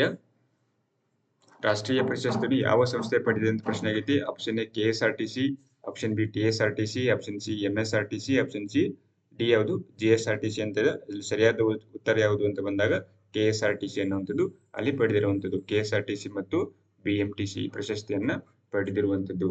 ಹೌದಾ, ನೋಡಿ KSRTC ಮತ್ತು BMTC ಯಲ್ಲಿ ಪ್ರಶಸ್ತಿ ಅಲ್ಲಿ ದೊರೆತಿರುವಂಥದ್ದು. ಹೌದಾ, ದೇಶದ ರಾಜ್ಯ ರಸ್ತೆ ಸಾರಿಗೆ ಸಂಸ್ಥೆಗಳ ಒಕ್ಕೂಟ ಅಂತ ಬರ್ತದೆ. ಯಾವುದು ಅಂತಂದ್ರ ASRTC ಅಂತ ಬರ್ತದೆ, ASRTC. ಸೊ ಇವರು 2023-24 ಸಾಲಿನ 3 ರಾಷ್ಟ್ರೀಯ ಪ್ರಶಸ್ತಿಗಳನ್ನು ಕೂಡ ಅಲ್ಲಿ ಪ್ರಶಸ್ತಿಯನ್ನು ಪ್ರದಾನ ಮಾಡಿರುವಂಥದ್ದು. ಹೌದಾ, ASRTC ಅಂತ ಬಂದಾಗ ಇದು ದೇಶದ 62 ಸಾರಿಗೆ ಸಂಸ್ಥೆಗಳನ್ನ ಸದಸ್ಯತ್ವವನ್ನು ಹೊಂದಿದೆ. ಇದು ಯಾವುದು ASRTC ಎಷ್ಟು 62 ಸಾರಿಗೆ ಸಂಸ್ಥೆಗಳ ಅಲ್ಲಿ ಸದಸ್ಯತ್ವವನ್ನು ಹೊಂದಿದ್ದು. ಹೌದಾ, ಇದು ಭಾರತ ಸರ್ಕಾರದ ರಸ್ತೆ ಸಾರಿಗೆ ಮತ್ತು ಹೆದ್ದಾರಿ ಸಚಿವಾಲಯದ ನಿರ್ದೇಶನದಂತೆ ಇದು ಕಾರ್ಯನಿರ್ವಹಿಸುವಂತಹ ಒಂದು ಸಂಸ್ಥೆಯಾಗಿದೆ. ಯಾವುದು ASRTC ಅನ್ನುವಂಥದ್ದು. ಸೊ ಇದೇನಾಗುತ್ತೆ ಅಂತಂದ್ರೆ ಈ ವರ್ಷ 3 ರಾಷ್ಟ್ರೀಯ ಪ್ರಶಸ್ತಿಗಳನ್ನ ಅಲ್ಲಿ ಪ್ರದಾನ ಮಾಡಿರುವಂಥದ್ದು. ಹೌದಾ, ಅಶ್ವಮೇಧ ಬ್ರ್ಯಾಂಡಿಂಗ್, ವರ್ಚಸ್ಸು ಅಭಿವೃದ್ಧಿ, ಕಾರ್ಮಿಕರ ಕಲ್ಯಾಣಕ್ಕಾಗಿ ಕೈಗೊಂಡಿರುವ ವಿನೂತನ ಯೋಜನೆಗಳು, ಹಾಗೂ ಗಣಕೀಕರಣಕ್ಕಾಗಿ KSRTCಯಲ್ಲಿ 3 ಪ್ರಶಸ್ತಿಗಳಲ್ಲಿ ಲಭಿಸಿರುವಂಥದ್ದು. ಅದೇ ರೀತಿಯಾಗಿ ಮೆಟ್ರೋ ಫೀಡರ್ QR ಕೋಡ್ ಮೂಲಕ ಡಿಜಿಟಲ್ ಪ್ರಯೋಗಕ್ಕಾಗಿ BMTC ಕೂಡ ಅಲ್ಲಿ ಪ್ರಶಸ್ತಿಯನ್ನ ನೀಡಿರುವಂಥದ್ದು ಇಲ್ಲಿ ನಿಮಗೆ ಗೊತ್ತಿರಲಿ. ಹೌದಾ? ಹಾಗಾದ್ರೆ ASRTC ನೀಡ್ತಕ್ಕಂಥ ರಾಷ್ಟ್ರೀಯ ಪ್ರಶಸ್ತಿಗೆ ಯಾರು ಭಾಜನರಾಗಿದ್ದಾರೆ, ಯಾವ ಸಂಸ್ಥೆ ಅಲ್ಲಿ ಭಾಜನರಾಗಿದ್ದಾವೆ ಅಂತ ಬಂದಾಗ ಒಂದು KSRTC ಮತ್ತು ಇನ್ನೊಂದು ಯಾವುದು BMTC ಅನ್ನುವಂಥದ್ದು. ಓಕೆ, ನಿಮ್ಗೆ ಇದಿಷ್ಟು ನೆನಪಿರಲಿ. ಇನ್ನ ನೆಕ್ಸ್ಟ್ ನೋಡಿ, ಅದೇ ರೀತಿಯಾಗಿ BMTCಗೆ ಅಲ್ಲಿ ಎಕ್ಸಲೆನ್ಸ್ ಅನ್ನುವಂತಹ ಪ್ರಶಸ್ತಿ ಕೂಡ ಅಲ್ಲಿ ಸಿಕ್ಕಿರುವಂಥದ್ದು. ಸ್ಮಾರ್ಟ್ ಆಟೋಮೇಟಿವ್ ಸಮ್ಮಿಟ್ ಎಕ್ಸಲೆನ್ಸ್ ನಲ್ಲಿ BMTC ಕೂಡ ಅಲ್ಲಿ 2 ಪ್ರಶಸ್ತಿಗಳನ್ನು ಕೂಡ ಪಡೆದಿರುವಂಥದ್ದು. ಅಂದ್ರೆ ಕೆಂಪೇಗೌಡ ಅಂತಾರಾಷ್ಟ್ರೀಯ ವಿಮಾನ ನಿಲ್ದಾಣದಲ್ಲಿ ವಿನೂತನ ತಂತ್ರಜ್ಞಾನ, ಹೌದಾ, BMTC ಸ್ಮಾರ್ಟ್ ಹೌದಾ ಕಿಯಾಸ್ಕ್ ಮೂಲಕ ಅಲ್ಲಿ ಅಂದ್ರೆ QR ಕೋಡ್ ಮೂಲಕ ಅಲ್ಲಿ ಪ್ರಯಾಣಿಕರಿಗೆ ಮಾಹಿತಿಯನ್ನು ಉಪಕ್ರಮಕ್ಕೆ ಒಂದು ಎಕ್ಸಲೆನ್ಸ್ ಪ್ರಶಸ್ತಿಯನ್ನು ಕೂಡ ಅಲ್ಲಿ ದೊರೆತಿರುವಂಥದ್ದು. ಹೌದಾ? ಅದೇ ರೀತಿಯಾಗಿ ಪ್ರಯಾಣಿಕರ ಸುರಕ್ಷತೆಗಾಗಿ ಬಸ್ಗಳಲ್ಲಿ GPS ಒಳಗೊಂಡಿರುವ ಪ್ಯಾನಿಕ್ ಬಟನ್ ವ್ಯವಸ್ಥೆಯನ್ನು ಕೂಡ ಅಳವಡಿಸಿ ಅಲ್ಲಿ ನಮ್ಮ BMTC ಅನ್ನುವಂಥದ್ದು ಮೊಬೈಲ್ ಆ್ಯಪ್ ರೂಪಿಸುವುದಕ್ಕಾಗಿ ಕೂಡ ಇದರಲ್ಲಿ ಎಕ್ಸಲೆನ್ಸ್ ಅನ್ನುವಂತಹ ಪ್ರಶಸ್ತಿಯನ್ನ ಪಡೆದಿದೆ. ಹೌದಾ? ಎಕ್ಸಲೆನ್ಸ್ ಅನ್ನುವಂತಹ ಪ್ರಶಸ್ತಿ ಯಾರಿಗೆ ಸಿಕ್ಕಿದೆ ಅಂತ ಬಂದಾಗ BMTCಯಲ್ಲಿ ದೊರೆತಿರುವಂಥದ್ದು. ಹೌದಾ? ಇನ್ನ ನೆಕ್ಸ್ಟ್ ಕ್ವಶನ್ ನೋಡಿ, ಎನ್ನ ನಲಿಕೆ ಅನ್ನುವಂತಹ ಒಂದು ಕವನ ಸಂಕಲನ. ಹೌದಾ? ಎನ್ನ ನಲಿಕೆ ಅನ್ನುವಂತಹ ಕವನ ಸಂಕಲನ, ಇದರ ಕರ್ತೃ ಯಾರು ಅಂತ ಪ್ರಶ್ನೆ ಆಗಿದೆ. Option A Rajesh Shetty, option B Raghu Idkidu, option C Rajashree T Rai, ಇನ್ನ ಆಪ್ಷನ್ ಡಿ ಯಾವುದು ಕುಶಲಾಕ್ಷ ವಿ ಅಂತ ಬರ್ತದೆ, ಕುಶಲಾಕ್ಷಿ ವಿ ಅನ್ನುವಂಥದ್ದು. ಸೊ ಇದರಲ್ಲಿ ಎನ್ನ ಕಲಿಕೆ ಅನ್ನುವಂತಹ ಕವನ ಸಂಕಲನದ ಕರ್ತೃ ಯಾರು ಅಂತ ಬಂದಾಗ option A is right answer, Rajesh Shetty ಅವರು ಬರೆದಿರುವಂಥದ್ದು. ಹೌದಾ? ಇಲ್ಲಿ ನೋಡಿ, ಇದು ನ್ಯೂಸ್ ಅಲ್ಲಿ ಇರ್ತಕ್ಕಂಥ ಅಂತ ಬಂದಾಗ ಏನಂತಂದ್ರೆ 6 ಕೃತಿಗೆ ದತ್ತಿನಿಧಿ ಬಹುಮಾನ, ಅದೇ ರೀತಿಯಾಗಿ 4 ಕೃತಿಗೆ ಪುಸ್ತಕ ಪ್ರಶಸ್ತಿ ಕೂಡ ಅಲ್ಲಿ ಪ್ರದಾನ ಮಾಡಿರುವಂಥದ್ದು. ಹೌದಾ? ತುಳು ಅಕಾಡೆಮಿ ಅನ್ನುವಂಥದ್ದು ಬರ್ತದ, ಇದಕ್ಕೆ ಪುಸ್ತಕ ಬಹುಮಾನವನ್ನು ಅಲ್ಲಿ ಪ್ರಕಟ ಮಾಡಿರುವಂಥದ್ದು. ಕರ್ನಾಟಕ ತುಳು ಸಾಹಿತ್ಯ ಅಕಾಡೆಮಿಯ ಅಂದ್ರೆ 2022ನೇ ಹಾಗೂ 23ನೇ ಸಾಲಿನ ಪುಸ್ತಕ ಪ್ರಶಸ್ತಿಯನ್ನು ಹಾಗೂ ದತ್ತಿನಿಧಿ ಪುಸ್ತಕ ಪುರಸ್ಕಾರವನ್ನಲ್ಲಿ ಪ್ರಕಟ ಮಾಡಿರುವಂಥದ್ದು. ಹೌದಾ? ಒಟ್ಟು 6 ಲೇಖಕರಿಗೆ ಇಲ್ಲಿ ವಾರ್ಷಿಕ ದತ್ತಿನಿಧಿ ಅಲ್ಲಿ ಪುಸ್ತಕ ಬಹುಮಾನವನ್ನು ಕೂಡ ಅಲ್ಲಿ ನೀಡಿರುವಂಥದ್ದು. ಅದೇ ರೀತಿಯಾಗಿ 2022ನೇ ಸಾಲಿನ ತುಳು ಕವನ ವಿಭಾಗದಲ್ಲಿ, ಹೌದಾ, ಕವನ ವಿಭಾಗದಲ್ಲಿ ರಾಜೇಶ್ ಶೆಟ್ಟಿ ಅವರಿಗೆ ಮತ್ತೆ ಅಲ್ಲಿ ಪ್ರಶಸ್ತಿಯನ್ನು ಸಿಕ್ಕಿರುವಂಥದ್ದು. 2022ನೇ ಸಾಲಿನಲ್ಲಿ ಯಾವುದು ತುಳು ಕವನ ವಿಭಾಗದಲ್ಲಿ ಬಹುಮಾನಕ್ಕೆ ರಾಜೇಶ್ ಶೆಟ್ಟಿ ಅವರಿಗೆ ಒಂದು ಏನ್ ಸಿಕ್ಕಿತ್ತು ಅಂತಂದ್ರೆ ಅಲ್ಲಿ ಅವರ ಮೂಗಧಾರಗೆ ಅನ್ನುವಂತಹ ಕವನ ಸಂಕಲನಕ್ಕೆ ಸಿಕ್ಕಿರುವಂಥದ್ದು. ಹೌದಾ? ಅದೇ ರೀತಿಯಾಗಿ ಎನ್ನ ನಲಿಕೆ ಅನ್ನುವಂತಹ ಕವನ ಸಂಕಲನ ಅಂತ ಬಂದಾಗ ಇದು ಯಾರು ರಘು ಇಡಿಕಿದವರು ಬರ್ತಿದ್ದಾರೆ. ಸೊ ಇಲ್ಲಿ ಒಂದ್ ಸ್ವಲ್ಪ ಮಿಸ್ಟೇಕ್ ಮಾಡಿದೆ ನಾನು, ಇಲ್ಲಿ ರಾಜೇಶ್ ಶೆಟ್ಟಿ ಅವರು ಆಪ್ಷನ್ ಬಿ ಇದೆ ರೈಟ್ ಆನ್ಸರ್, ರಘು ಇಡಿಕಿದು ಇದು. ಹೌದಾ? ಎನ್ನ ನಲಿಕೆ ಅನ್ನುವಂತಹ ಕವನ ಸಂಕಲನ ಯಾರು ಬರೆದಿದ್ದಾರೆ ಅಂತಂದ್ರ ರಘು ಇಡಿಕಿದವರು ಬರೆದಿರುವಂಥದ್ದು. ಹೌದಾ? ಇಲ್ಲಿ ಅದೇ ರೀತಿಯಾಗಿ ನೋಡಿ, 2023ನೇ ಸಾಲಿನ ತುಳು ಕಾದಂಬರಿ ವಿಭಾಗದಲ್ಲಿ ರಾಜಶ್ರೀ ಟಿ ರೈ ಅವರು ಪಡೆದಿರುವಂಥದ್ದು. ಸೊ ಇಲ್ಲಿ 2 ವಿಭಾಗದಲ್ಲಿ ಕೊಡ್ತಾರೆ, ಒಂದು ಕವನ, ಹೌದಾ, ಕವನ ಸಂಕಲನದಲ್ಲಿ ಕೊಡ್ತಾರೆ, ಕವನ ವಿಭಾಗದಲ್ಲಿ ಕೊಡ್ತಾರೆ. ಇನ್ನೊಂದು ಯಾವ್ದಂತಂದ್ರೆ ಕಾದಂಬರಿ ವಿಭಾಗ ಅಂತ ಕೊಡ್ತಾರೆ, ಕಾದಂಬರಿ ವಿಭಾಗ ಅಂತ ಕೊಡ್ತಾರೆ. ಕವನ ವಿಭಾಗದಲ್ಲಿ ಯಾರಿಗೆ ಸಿಕ್ಕಿದೆ ಅಂತ ಬಂದಾಗ, ಕವನ ವಿಭಾಗದಲ್ಲಿ ಯಾರಿಗೆ ಸಿಕ್ಕಿದೆ ಅಂತಂದ್ರೆ ಅದು ರಾಜೇಶ್ ಶೆಟ್ಟಿ ಅವರಿಗೆ ಸಿಕ್ಕಿದೆ. ಹೌದಾ? ರಾಜೇಶ್ ಶೆಟ್ಟಿ ಅವರಿಗೆ ಸಿಕ್ಕಿರುವಂಥದ್ದು. ಅದೇ ರೀತಿಯಾಗಿ 2023ನೇ ಸಾಲಿನ ತುಳು ಕವನ ವಿಭಾಗದಲ್ಲಿ ಇದು 2022ರಲ್ಲಿ, ಹೌದಾ, 23ರಲ್ಲಿ ಯಾರಿಗೆ ಸಿಕ್ಕಿದೆ ಅಂತ ಬಂದಾಗ ಯಾರಿಗೆ ಅಂತಂದ್ರೆ ರಘು ಇಡಿಕಿದು ಅವರಿಗೆ ಸಿಕ್ಕಿದೆ. ಹೌದಾ? ರಘು ಇಡಿಕಿದು ಅವರಿಗೆ ಸಿಕ್ಕಿರುವಂಥದ್ದು. ಹೌದಾ? ಅದೇ ರೀತಿಯಾಗಿ ಕಾದಂಬರಿ ವಿಭಾಗ ಅಂತ ಬಂದಾಗ ಯಾರಿಗೆ ಸಿಕ್ಕಿದೆ? ರಾಜಶ್ರೀ ಟಿ ರೈ ಅನ್ನುವಂತಹ ಅವರಿಗೆ ಸಿಕ್ಕಿರುವಂಥದ್ದು. ಹೌದಾ? ಅದೇ ರೀತಿಯಾಗಿ ಇವರ 2023ನೇ ಸಾಲಿನ ಅನುವಾದ ವಿಭಾಗ ಅಂತ ಬರ್ತದೆ. ಇನ್ನೊಂದು ಯಾವುದು? ಅನುವಾದ ವಿಭಾಗದಲ್ಲಿ, ಹೌದಾ, ಅನುವಾದ ಮಾಡ್ತಾರಲ್ಲ ಆ ವಿಭಾಗದಲ್ಲಿ ಯಾರಿಗೆ ಸಿಕ್ಕಿದೆ ಅಂತ ಬಂದಾಗ ಕುಶಲಾಕ್ಷಿ ವಿ ಅವರಿಗೆ ಸಿಕ್ಕಿದೆ. ಕುಶಲಾಕ್ಷಿ ವಿ, ಹೌದಾ, ಕುಶಲಾಕ್ಷಿ ವಿ ಕುಲಾಲ್ ಇವರಿಗೆ ಅನುವಾದ ವಿಭಾಗದಲ್ಲಿ ಪ್ರಶಸ್ತಿಯಲ್ಲಿ ದೊರೆತಿರುವಂಥದ್ದು. ಸೊ ಇದಿಷ್ಟು ನಿಮಗೆ ಇಲ್ಲಿ ನೆನಪಿರಲಿ. ಸೊ ಇವರಿಗೆ ಏನಂತಂದ್ರೆ ಎಷ್ಟು 25,000 ರೂಪಾಯಿ ನಗದು ಬಹುಮಾನ ಮತ್ತು ಸ್ಮರಣಿಕೆ ಹಾಗೂ ಪ್ರಶಸ್ತಿ ಪತ್ರವನ್ನು ಕೂಡ ಅದು ಒಳಗೊಂಡಿರುವಂಥದ್ದು ಅಂತೇಳಿ ಗಮನಿಸ್ತೀವಿ. ಹೌದಾ?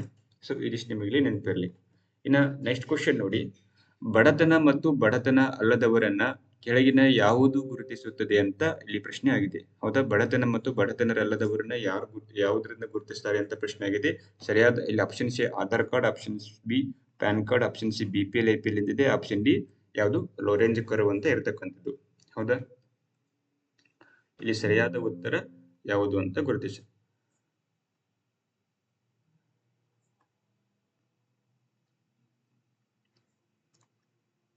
ಹೌದಾ? ಇಲ್ಲಿ ಸರಿಯಾದ ಉತ್ತರ ಯಾವುದು ಅಂತ ಬಂದಾಗ ಇಲ್ಲಿ BPL ಮತ್ತು APL ಅಂತೇಳಿ ಗುರುತಿಸ್ತೀವಿ. BPL ಮತ್ತು APL ಬಡತನ ಮತ್ತು ಬಡತನರಲ್ಲದವರನ್ನ ಯಾವುದರಿಂದ ಅಳಿತಾರೆ ಅಂತ ಬಂದಾಗ BPL ಮತ್ತು APL ಇಂದ ಅಳೆಯುವಂಥದ್ದು. ಹೌದಾ? BPL ಅಂತಂದ್ರೆ ಇದು ಈ ಒಂದು ಲೈನ್ ಇದೆ ಅಂತಂದ್ರೆ ಇದನ್ನ BPL ಅಂತ ಕರೀತಾರೆ. ಹೌದಾ? BPL ಇದು APL ಅಂತ ಗುರುತಿಸ್ತಾರೆ. APL ಅಂದ್ರೆ ಅಬೋವ್ ಪವರ್ಟಿ ಲೈನ್, ಇನ್ನೊಂದು ಬಿಲೋ ಪವರ್ಟಿ ಲೈನ್ ಅಂತ ಗುರುತಿಸ್ತೇವೆ. ಬಡತನ ಮತ್ತು ಬಡತನರಲ್ಲದವರು ಅಂತೇಳಿ ಯಾವುದರಿಂದ ಗುರುತಿಸ್ತಾರೆ? BPL ಇಂದ ಗುರುತಿಸುವಂಥದ್ದು. ಸೊ ಇದಿಷ್ಟು ನಿಮಗೆ ಇಲ್ಲಿ ನೆನಪಿರಲಿ. ಹೌದಾ? ಇನ್ನು ನೆಕ್ಸ್ಟ್ ಕ್ವಶನ್ ನೋಡಿ, ಒಂದು ಸ್ವಲ್ಪ ಮಿಸ್ಟೇಕ್ ಆಗಿದೆ. ನೆಕ್ಸ್ಟ್ ಕ್ವಶನ್ ನೋಡಿ, ಇನ್ನ ನಬಾರ್ಡ್ ಅನ್ನುವಂಥದ್ದು ಬರ್ತದೆ. ಹೌದಾ? ನಬಾರ್ಡ್, NABARD. ಹೌದಾ? ನಬಾರ್ಡ್ ಅಂತ ಬಂದಾಗ ಬಡತನ, ಇಲ್ಲಿ ಕ್ವಶನ್ ಮಿಸ್ ಆಗಿ ಬಂದಿದೆ ಅನ್ಸುತ್ತೆ, ಒಂದು ಸೆಕೆಂಡ್.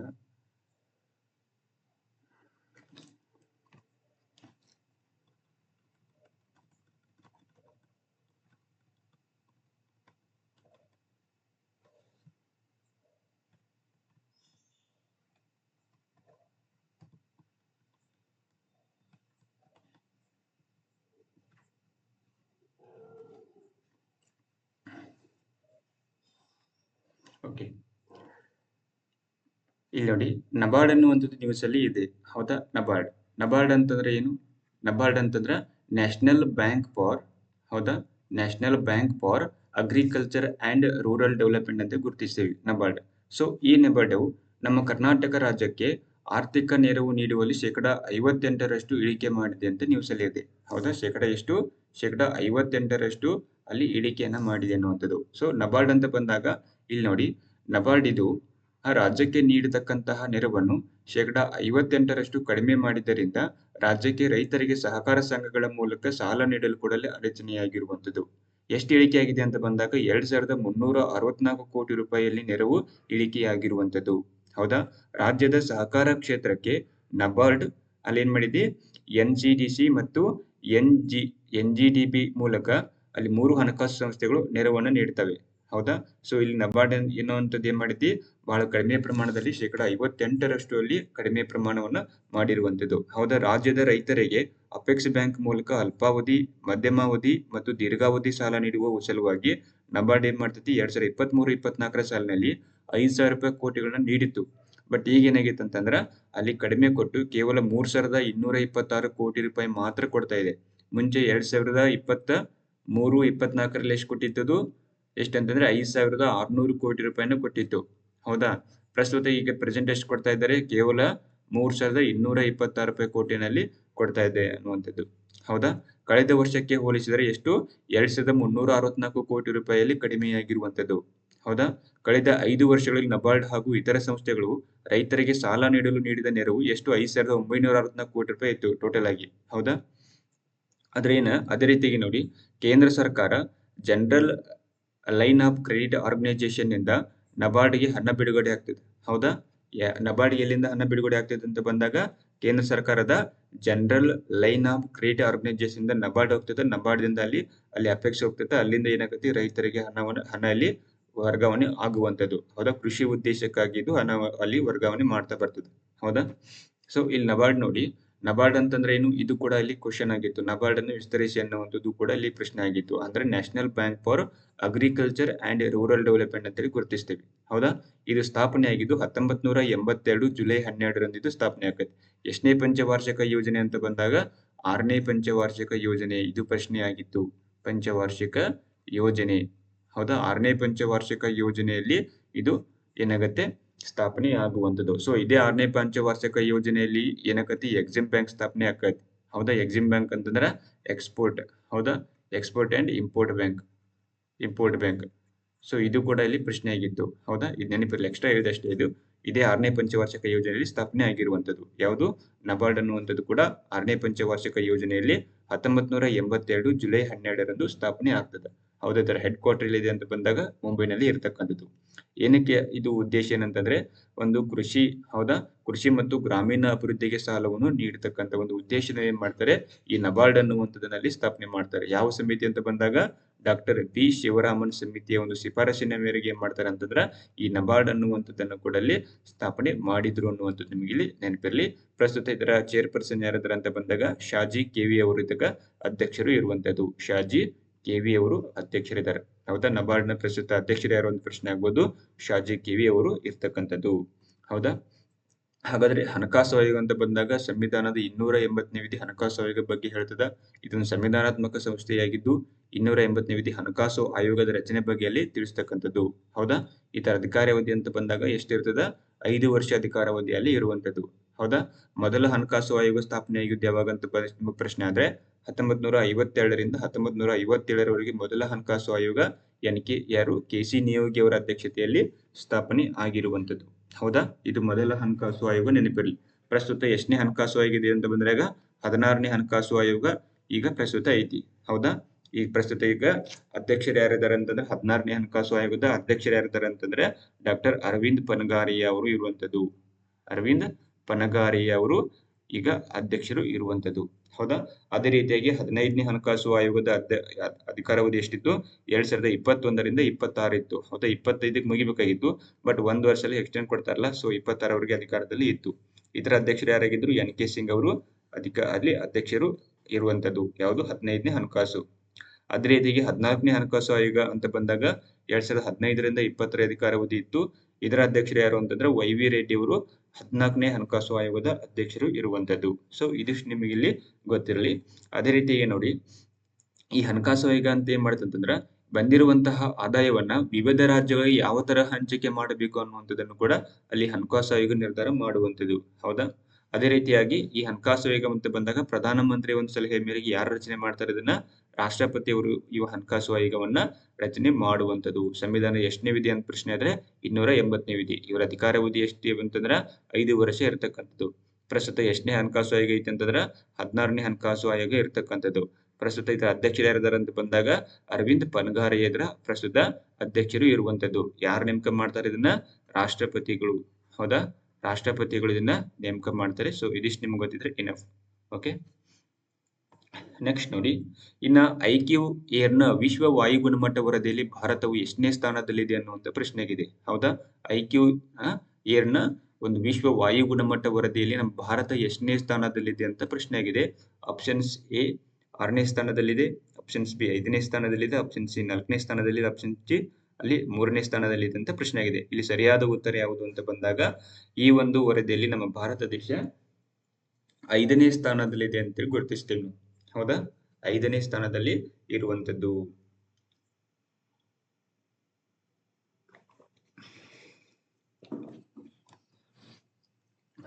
ಇಲ್ಲಿ ನೋಡಿ ವಿಶ್ವದ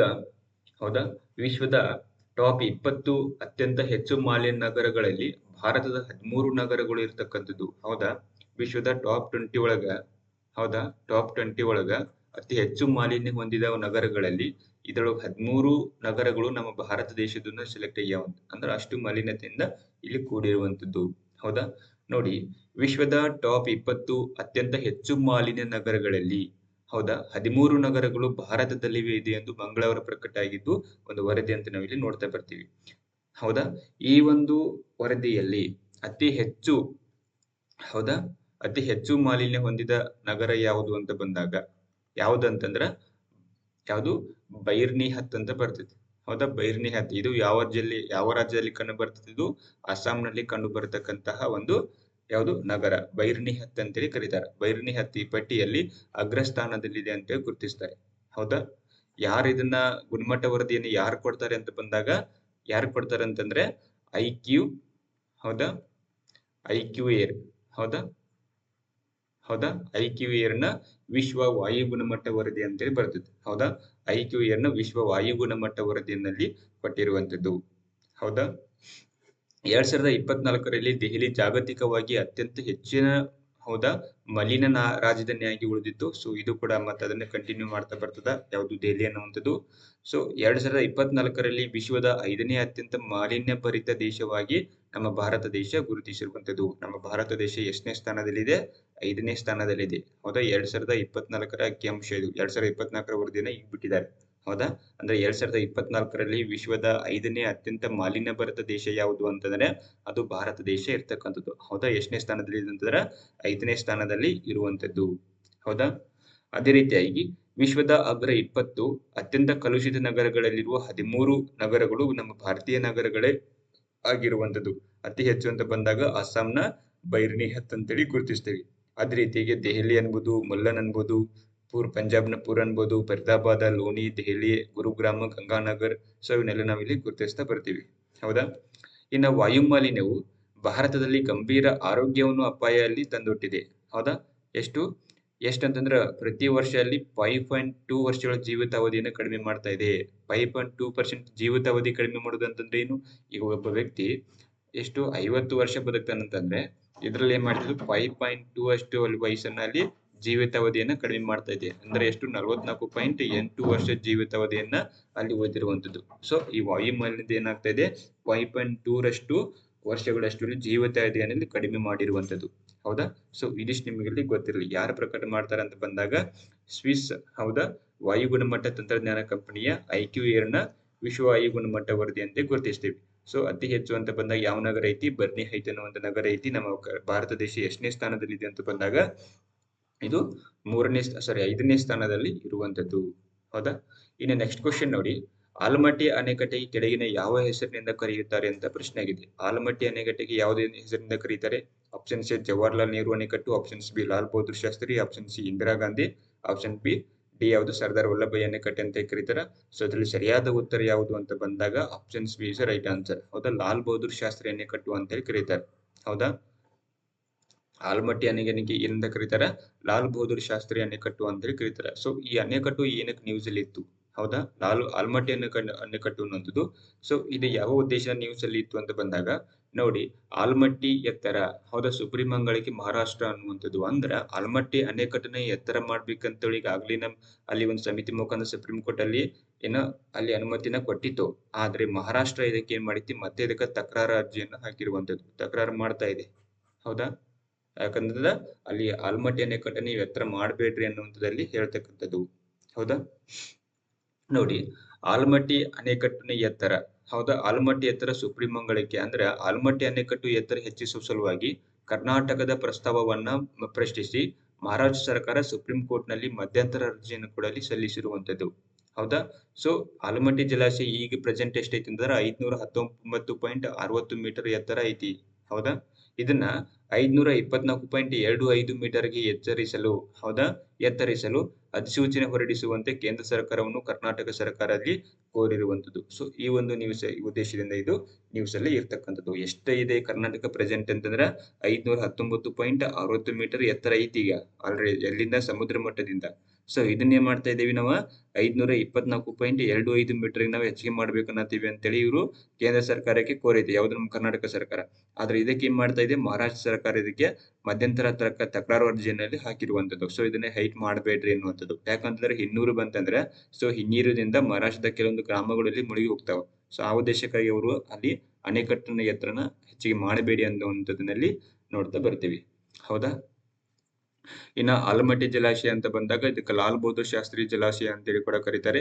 ಇದೆ ಕೃಷ್ಣಾ ನದಿಗೆ ವಿಜಯಪುರ ಜಿಲ್ಲೆಯ ಬಸವನಬಾಗೇಡಿ ತಾಲೂಕಿನ ಆಲಮಟ್ಟಿ ಅನ್ನುವಂಥ ಗ್ರಾಮದಲ್ಲಿ ಇದನ್ನ ನಿರ್ಮಿಸಿರುವಂತದ್ದು.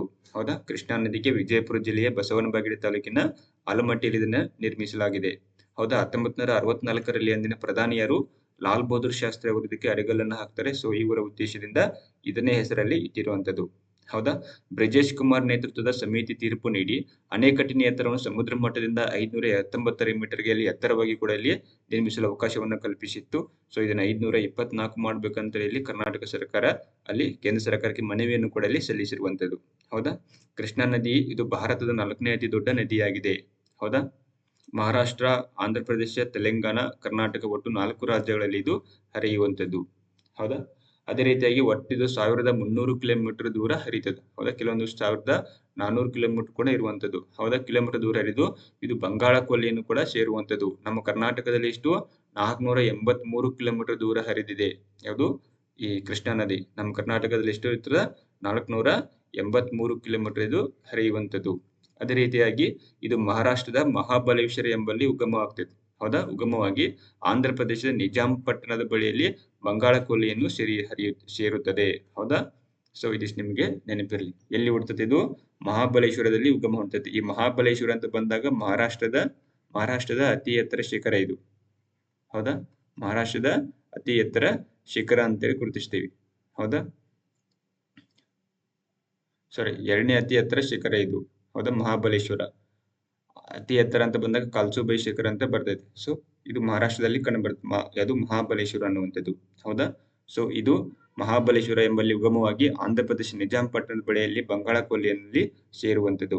ಸೊ ಇದ್ರ ಉಪನದಿಗಳು ಅಂತ ಬಂದಾಗ ವರ್ಣಾ ನದಿ ಬರ್ತದ, ಪಂಚಗಂಗಾ ಬರ್ತದ, ದೂದ್ಗಂಗಾ ಬರ್ತದ, ಘಟಪ್ರಭಾ, ಮಲ್ಲಪ್ರಭಾ, ತುಂಗಭದ್ರಾ, ಭೀಮಾ, ದಿಂಡಿ, ಮೂಸಿ ನದಿ, ಮುನೇರು ನದಿ, ತೆಲಂಗಾಣದಲ್ಲಿ ಬರ್ತದೆ ಹೈದರಾಬಾದ್. ಹೌದಾ? ಇದು ಅದೇ ರೀತಿಯಾಗಿ ಕೊಯ್ನಾ ನದಿ, ಡೋಣಿ ನದಿ, ಸೊ ಮುಂತಾದ ಇತರ ಉಪನದಿಗಳು ಇರುವಂತದ್ದು. ಸೊ ಇದಿಷ್ಟು ನಿಮಗೆ ಇಲ್ಲಿ ಕೃಷ್ಣಾ ನದಿ ಬಗ್ಗೆ ಅಥವಾ ಕೃಷ್ಣ ಆಲಮಟ್ಟಿ ಅಣೆಕಟ್ಟೆ ಬಗ್ಗೆ ಇಲ್ಲಿ ಇದಿಷ್ಟು ನಿಮಗೆ ಗೊತ್ತಿರಬೇಕು. ಓಕೆ, ಇನ್ನ ನೆಕ್ಸ್ಟ್ ನೋಡಿ, 2028-29 ಆರ್ಥಿಕ ವರ್ಷದಲ್ಲಿ ರಾಜ್ಯದ ಒಟ್ಟು ಸಾಲ ಅಂದಾಜು ಎಷ್ಟಾಗಬಹುದು ಅಂತ ಪ್ರಶ್ನೆ ಆಗಿದೆ. ಆಪ್ಷನ್ ಸಿ ಯಾವುದು? 10.17 ಲಕ್ಷ ಕೋಟಿ, 15.6 ಲಕ್ಷ ಕೋಟಿ, 5.17 ಲಕ್ಷ ಕೋಟಿ, 8.15 ಲಕ್ಷ ಕೋಟಿ ಅಂತಿದೆ. ಇಲ್ಲಿ ಸರಿಯಾದ ಉತ್ತರ ಯಾವುದು ಅಂತ ಬಂದಾಗ ಆಪ್ಷನ್ ಸಿ. ಹೌದಾ? 10.17 ಲಕ್ಷ ಕೋಟಿಯಲ್ಲಿ ಸಾಲ ಆಗಬಹುದು ಅಂತೇಳಿ ಅಂದಾಜನ್ನ ಮಾಡುವಂಥದ್ದು 2028-29ರಲ್ಲಿ. ಹೌದಾ? ಇಲ್ಲಿ ನೋಡಿ, 2028ಕ್ಕೆ 9.25 ಲಕ್ಷ ಕೋಟಿ ಸಾಲ ಆಗಬಹುದು. ಅಂದ್ರೆ ಮುಂಬರುವ ಆರ್ಥಿಕ ವರ್ಷಗಳಲ್ಲಿ ವೇತನ ಅನ್ಬೋದು ಮತ್ತು ಪಿಂಚಣಿ ಅನ್ಬೋದು, ಸೊ ಮತ್ತಿತರ ಒಂದು ವೆಚ್ಚಗಳಲ್ಲಿ ಏರಿಕೆ ಆಗ್ತಕ್ಕಂಥ ಸಾಧ್ಯತೆ ಇದೆ. ಸೊ ಇದರಿಂದ ಏನಾಗುತ್ತೆ? ರಾಜ್ಯದ ಮೇಲೆ ಹಣಕಾಸು ಹೊರೆ ಕೂಡ ಜಾಸ್ತಿ ಆಗ್ತಾ ಇದೆ ಅಂತ ಹೇಳ್ತಾರೆ. ಹೌದಾ? ಇದಕ್ಕಾಗಿ 2027-28ರಲ್ಲಿ ಎಷ್ಟು? 2027-28ರಲ್ಲಿ ಒಟ್ಟು ಸಾಲ ಎಷ್ಟಿದೆ? 9.25 ಲಕ್ಷ ಕೋಟಿ ಐತಿ. ಹೌದಾ? ಎಷ್ಟು? 9.25 ಲಕ್ಷ ಕೋಟಿ ಸಾಲ ಇರ್ತಕ್ಕಂಥದ್ದು. ಅದೇ ಏನಾಗುತ್ತೆ? ಮುಂದೆ 2028-29ರಲ್ಲಿ ಏನಾಗತ್ತಿದ್ದು? 10.17 ಲಕ್ಷ ಕೋಟಿ ಆಗಲಿದೆ ಅಂತ. 2028-29ರಲ್ಲಿ ಎಷ್ಟಾಗಿದೆ? 10.17 ಲಕ್ಷ ಕೋಟಿಯಷ್ಟು ಅಲ್ಲಿ ಸಾಲ ಆಗಬಹುದು ಅಂತೇಳಿ ಹೇಳ್ತಾ ಇದ್ದಾರೆ. ಬಟ್ ಇದೇ ನಮ್ಗೆ ಬಹಳ ಪರಿಣಾಮ ಬೀರಂಗಿಲ್ಲ. ಯಾಕಂತ ನಮ್ಮ ಕರ್ನಾಟಕದ GSDP, ಹೌದಾ? GSDPಯಲ್ಲಿ ಸೊ ಸಾಕಷ್ಟು ಅಂದ್ರೆ ಹೀಗಿದ್ರು ಕೂಡ ಅಷ್ಟು ಉತ್ಪಾದನೆ ಅಂದ್ರೆ GSDP ಅನ್ನುವಂಥದ್ದು ಸಾಲದ ಪ್ರಮಾಣವನ್ನು ಕಡಿಮೆ ಮಾಡುವಂತ ಒಂದು ಅಂದಾಜಿನಲ್ಲಿ ಸರ್ಕಾರ ಕೂಡ ಅಲ್ಲಿ ಗಮನ ಹರಿಸಿರುವಂಥದ್ದು. ಹೌದಾ? ಅದೇ ರೀತಿಯಾಗಿ ಪ್ರಸ್ತುತ ಈಗ 16ನೇ ಹಣಕಾಸು ಆಯೋಗದಲ್ಲಿ ರಾಜ್ಯಕ್ಕೆ ಹೆಚ್ಚಿನ ಪಾಲು ಕೂಡ ಅಲ್ಲಿ ನಿಗದಿ ಮಾಡತಕ್ಕಂಥ ನಿರೀಕ್ಷೆ ಇದೆ. ಹೀಗಾಗಿ ಕೇಂದ್ರದಿಂದ ಸ್ವೀಕೃತವಾಗ್ತಕ್ಕಂಥ ರಾಜಸ್ವವು ಕೂಡ ಪ್ರಮಾಣದಲ್ಲಿ ಹೆಚ್ಚಳ ಮಾಡಬಹುದು ಅಂತ ಹೇಳ್ತಿದ್ದಾರೆ. ಬಟ್ ಈಗ 16ನೇ ಹಣಕಾಸು ಆಯೋಗ ಅಂತ ಬಂದಾಗ ಅಲ್ಲಿ ಇರೋ 41% ಅಲ್ಲಿ 1% ಕಡಿಮೆ ಮಾಡಿಕೊಡ್ತಾ ಇದೆ. 40% ಕಡಿಮೆ ಮಾಡಿಕೊಡ್ತಾ ಇದೆ ಅಂತಂದ್ರೆ ಅಲ್ಲಿ ರಾಜ್ಯಕ್ಕೆ ಈ ಹಣಕಾಸು ಆಯೋಗದಿಂದ ಏನಾಗುತ್ತೆ? ಕಡಿಮೆ ಅಮೌಂಟ್ ಕೂಡ ಅಲ್ಲಿ ಬರಬಹುದು ಅಂತ ಹೇಳ್ತಾರೆ. ಹೌದಾ? 15ನೇ ಹಣಕಾಸು ಆಯೋಗ ಶಿಫಾರಸು ಮಾಡಿದ್ದು 41% ಅಷ್ಟು ಶಿಫಾರಸನ್ನ ಮಾಡಿತ್ತು. ಹೌದಾ? ಸೊ ಇದನ್ನ ಏನ್ ಮಾಡ್ತಾರೆ ಅವರು? ಮತ್ತೀಗ 16ನೇ ಹಣಕಾಸು ಆಯೋಗ 40% ಇಳಿಕೆ ಮಾಡ್ತಾ ಇದ್ದಾರೆ. ಹೌದಾ? ಆಕ್ಚುಲಿ 42 ಇತ್ತಿದ್ದು, 1% ಕಮ್ಮಿ ಮಾಡಿ ಜಮ್ಮು ಕಾಶ್ಮೀರ ಕೊಟ್ಟು 41 ಕೊಡ್ತಾ ಇದ್ರು. ಈಗ ಮತ್ತೆ 16ನೇ ಹಣಕಾಸು ಆಯೋಗ ಏನ್ ಮಾಡ್ತೈತಿ? ಮತ್ತೆ 1% ಕಮ್ಮಿ ಮಾಡಿ 40% ಅಷ್ಟೇ ಅಲ್ಲಿ ಹಣಕಾಸಿನಲ್ಲಿ ಹಂಚಿಕೆ ಮಾಡುವಂಥದ್ದು. ಹೌದಾ? ಇನ್ನ ನೆಕ್ಸ್ಟ್ ಕ್ವಶನ್ ನೋಡಿ, ಇನ್ನ ಜೊಮ್ಯಾಟೊ ಹೆಸರನ್ನ ಬದಲಾವಣೆ ಮಾಡಲಾಗಿದ್ದು, ಸೊ ಇದಕ್ಕೆ ಏನಂತೇಳಿ ಮರುನಾಮಕರಣ ಮಾಡಿದ್ದಾರೆ ಅಂತ ಪ್ರಶ್ನೆ ಆಗೈತಿ. ಹೌದಾ? Option C food market, option C Blinkit ಮತ್ತು ಜೋಮಾ ಆನ್ಲೈನ್ ಮತ್ತು ಇಂಟರ್ನಲ್ ಅಂತ ಇದೆ. ಸರಿಯಾದ ಉತ್ತರ ಯಾವುದು ಅಂತಂದ್ರೆ ಇಂಟರ್ನಲ್ ಇಸ್ ರೈಟ್ ಆನ್ಸರ್. ಹೌದಾ? ಜೊಮ್ಯಾಟೊಗೆ ಮರುನಾಮಕರಣ ಏನ್ ಮಾಡಿದ್ದಾರೆ ಅಂತ ಬಂದಾಗ ಇಟರ್ನಲ್ ಅಂತೇಳಿ ಮಾಡಿದ್ದಾರೆ. ಹೌದಾ? ಇಟರ್ನಲ್ ಅನ್ನುವಂಥದ್ದು. ಹೌದಾ? ಇಂಟರ್ನಲ್ ಅಲ್ಲ, ಇಟರ್ನಲ್ ಅಂತೇಳಿ. ಹೌದಾ? ಸೊ ನೋಡಿ, ಜೊಮ್ಯಾಟೊ ಹೆಸರಲ್ಲಿ ಬದಲಾವಣೆ ಮಾಡಿರುವಂಥದ್ದು. ಜೊಮ್ಯಾಟೊ ಹೆಸರು ಅಂತ ಕರೀತಾರೆ, ಜೊಮ್ಯಾಟೊ ಅನ್ನುವಂಥದ್ದು. ಸೊ ಇದನ್ನ ಏನ್ ಮಾಡ್ತಾ ಇದಾರೆ ಅಂತಂದ್ರೆ ಇಟರ್ನಲ್ ಅಂತೇಳಿ ಮತ್ತೆ ಇದನ್ನ ಬದಲಾವಣೆ ಮಾಡ್ಲಿಕ್ಕೆ ಮುಂದಾಗ್ತಾ ಇದ್ದಾರೆ. ಹೌದಾ? ಸೊ ಇದಿಷ್ಟು ನಿಮಗೆ ನೆನಪಿರಲಿ. ಜೊಮ್ಯಾಟೊ ಏನು ಮರುನಾಮಕರಣ ಮಾಡ್ತಾ ಇದಾರೆ ಅಂತಂದ್ರೆ ಇಟರ್ನಲ್ ಅನ್ನುವಂಥದ್ದು ನೆನಪಿರಲಿ. ಓಕೆ, ಇನ್ನು ನೆಕ್ಸ್ಟ್ ಕ್ವಶನ್ ನೋಡಿ, ಇನ್ನು 2020ನೇ ಸಾಲಿನ ರಾಜ್ಯ ವಾರ್ಷಿಕ ಚಲನಚಿತ್ರ ಪ್ರಶಸ್ತಿಯಲ್ಲಿ, ಹೌದಾ, ರಾಜ್ಯ ವಾರ್ಷಿಕ ಚಲನಚಿತ್ರ ಪ್ರಶಸ್ತಿಯಲ್ಲಿ ಮೊದಲ ಅತ್ಯುತ್ತಮ ಚಿತ್ರ ಯಾವುದು ಅಂತ ಪ್ರಶ್ನೆ ಆಗೈತಿ. ಆಪ್ಷನ್ ಎ ಪಿಂಕಿ ಎಲ್ಲಿ, ಆಪ್ಷನ್ ಬಿ ವರ್ಣಪಟಲ, ಆಪ್ಷನ್ ಸಿ ಹರಿವ ನದಿಗೆ ಮೈಯೆಲ್ಲ ಕಾಲು, ಆಪ್ಷನ್ ಡಿ ದಂತಪುರಾಣ ಅಂತ ಇದೆ. ಇಲ್ಲಿ ಸರಿಯಾದ ಉತ್ತರ ಯಾವುದು ಅಂತ ಬಂದಾಗ option C is right answer. Pinky ಎಲ್ಲಿ ಅನ್ನುವಂಥದ್ದು ಇದು ಅತ್ಯುತ್ತಮ ಚಿತ್ರವಾಗಿ ಮೊದಲನೇ ಸ್ಥಾನದಲ್ಲಿ ಇರುವಂತದ್ದು. ಹೌದಾ, 2020ನೇ ಸಾಲಿನ, ಹೌದಾ, ರಾಜ್ಯ ವಾರ್ಷಿಕ ಚಲನಚಿತ್ರ ಪ್ರಶಸ್ತಿಗಳಲ್ಲಿ ಅಂತ ಬಂದಾಗ ಸೊ ಮೊದಲನೇ ಅತ್ಯುತ್ತಮ ಚಿತ್ರ ಯಾವುದು ಅಂತ ಪ್ರಶ್ನೆ ಆದ್ರೆ ಪಿಂಕಿ ಎಲ್ಲಿ ಅನ್ನುವಂಥದ್ದು. ಹೌದಾ, ಅದೇ ರೀತಿಯಾಗಿ 2ನೇ ಅತ್ಯುತ್ತಮ ಚಿತ್ರ ಅಂತ ಬಂದಾಗ ವರ್ಣಪಟಲ ಅನ್ನುವಂಥದ್ದು. ಹೌದಾ, ಅದೇ ರೀತಿಯಾಗಿ 3ನೇ ಅತ್ಯುತ್ತಮ ಚಿತ್ರ ಅಂತ ಬಂದಾಗ ಹರಿವ ನದಿಗೆ ಮೈಯೆಲ್ಲ ಕಾಲು ಅನ್ನುವಂಥದ್ದು ನಾವಿಲ್ಲಿ ಗುರುತಿಸ್ತಾ ಬರ್ತೀವಿ. ಅದೇ ರೀತಿಯಾಗಿ ನೋಡಿ, ಸೊ ಸಾಕಷ್ಟು ವಿಭಾಗದಲ್ಲಿ ಇಲ್ಲಿ ಪ್ರಶಸ್ತಿನ ಕೊಟ್ಟಿದ್ದಾರೆ. ಹೌದಾ, ಸೊ ಅತ್ಯುತ್ತಮ ನಟ ಪ್ರಶಸ್ತಿ ಅಂತ ಬಂದಾಗ ಯಾರಿಗೆ ಸಿಗ್ತದ? ಪ್ರಜ್ವಲ್ ದೇವರಾಜ್ ಅವರಿಗೆ ಸಿಗ್ತದೆ. ಹೌದಾ, ಅತ್ಯುತ್ತಮ ನಟ ಅಂತ ಬಂದಾಗ ಯಾರಿಗೆ ಸಿಗ್ತದ? ಪ್ರಜ್ವಲ್. ಹೌದಾ, ಪ್ರಜ್ವಲ್ ದೇವರಾಜ್ ಅವರಿಗೆ ಸಿಗ್ತಕ್ಕಂಥದ್ದು, ಪ್ರಜ್ವಲ್ ದೇವರಾಜ್. ಇನ್ನು ಅತ್ಯುತ್ತಮ ನಟಿ ಅಂತ ಬಂದಾಗ ಯಾರಿಗೆ ಸಿಗ್ತದೆ ಅಂತಂದ್ರ ಅಕ್ಷತಾ. ಹೌದಾ, ಅಕ್ಷತಾ ಪಾಂಡವಪುರ್ ಅಂತೇಳಿ, ಪಾಂಡವಪುರ್ ಇವರಿಗೆ ಅತ್ಯುತ್ತಮ ನಟಿ ಅನ್ನುವಂತಹ ಪ್ರಶಸ್ತಿ ಸಿಕ್ಕಿರುವಂತದ್ದು. ಇನ್ನು ಅತ್ಯುತ್ತಮ ಬಾಲ ನಟ ಅಂತ ಬಂದಾಗ ಮಾಸ್ಟರ್ ಅಹಿಲ್ ಅನ್ಸಾರಿ ಮತ್ತು ಅತ್ಯುತ್ತಮ ಬಾಲ ನಟಿ ಅಂತಂದ್ರೆ ಯಾರು?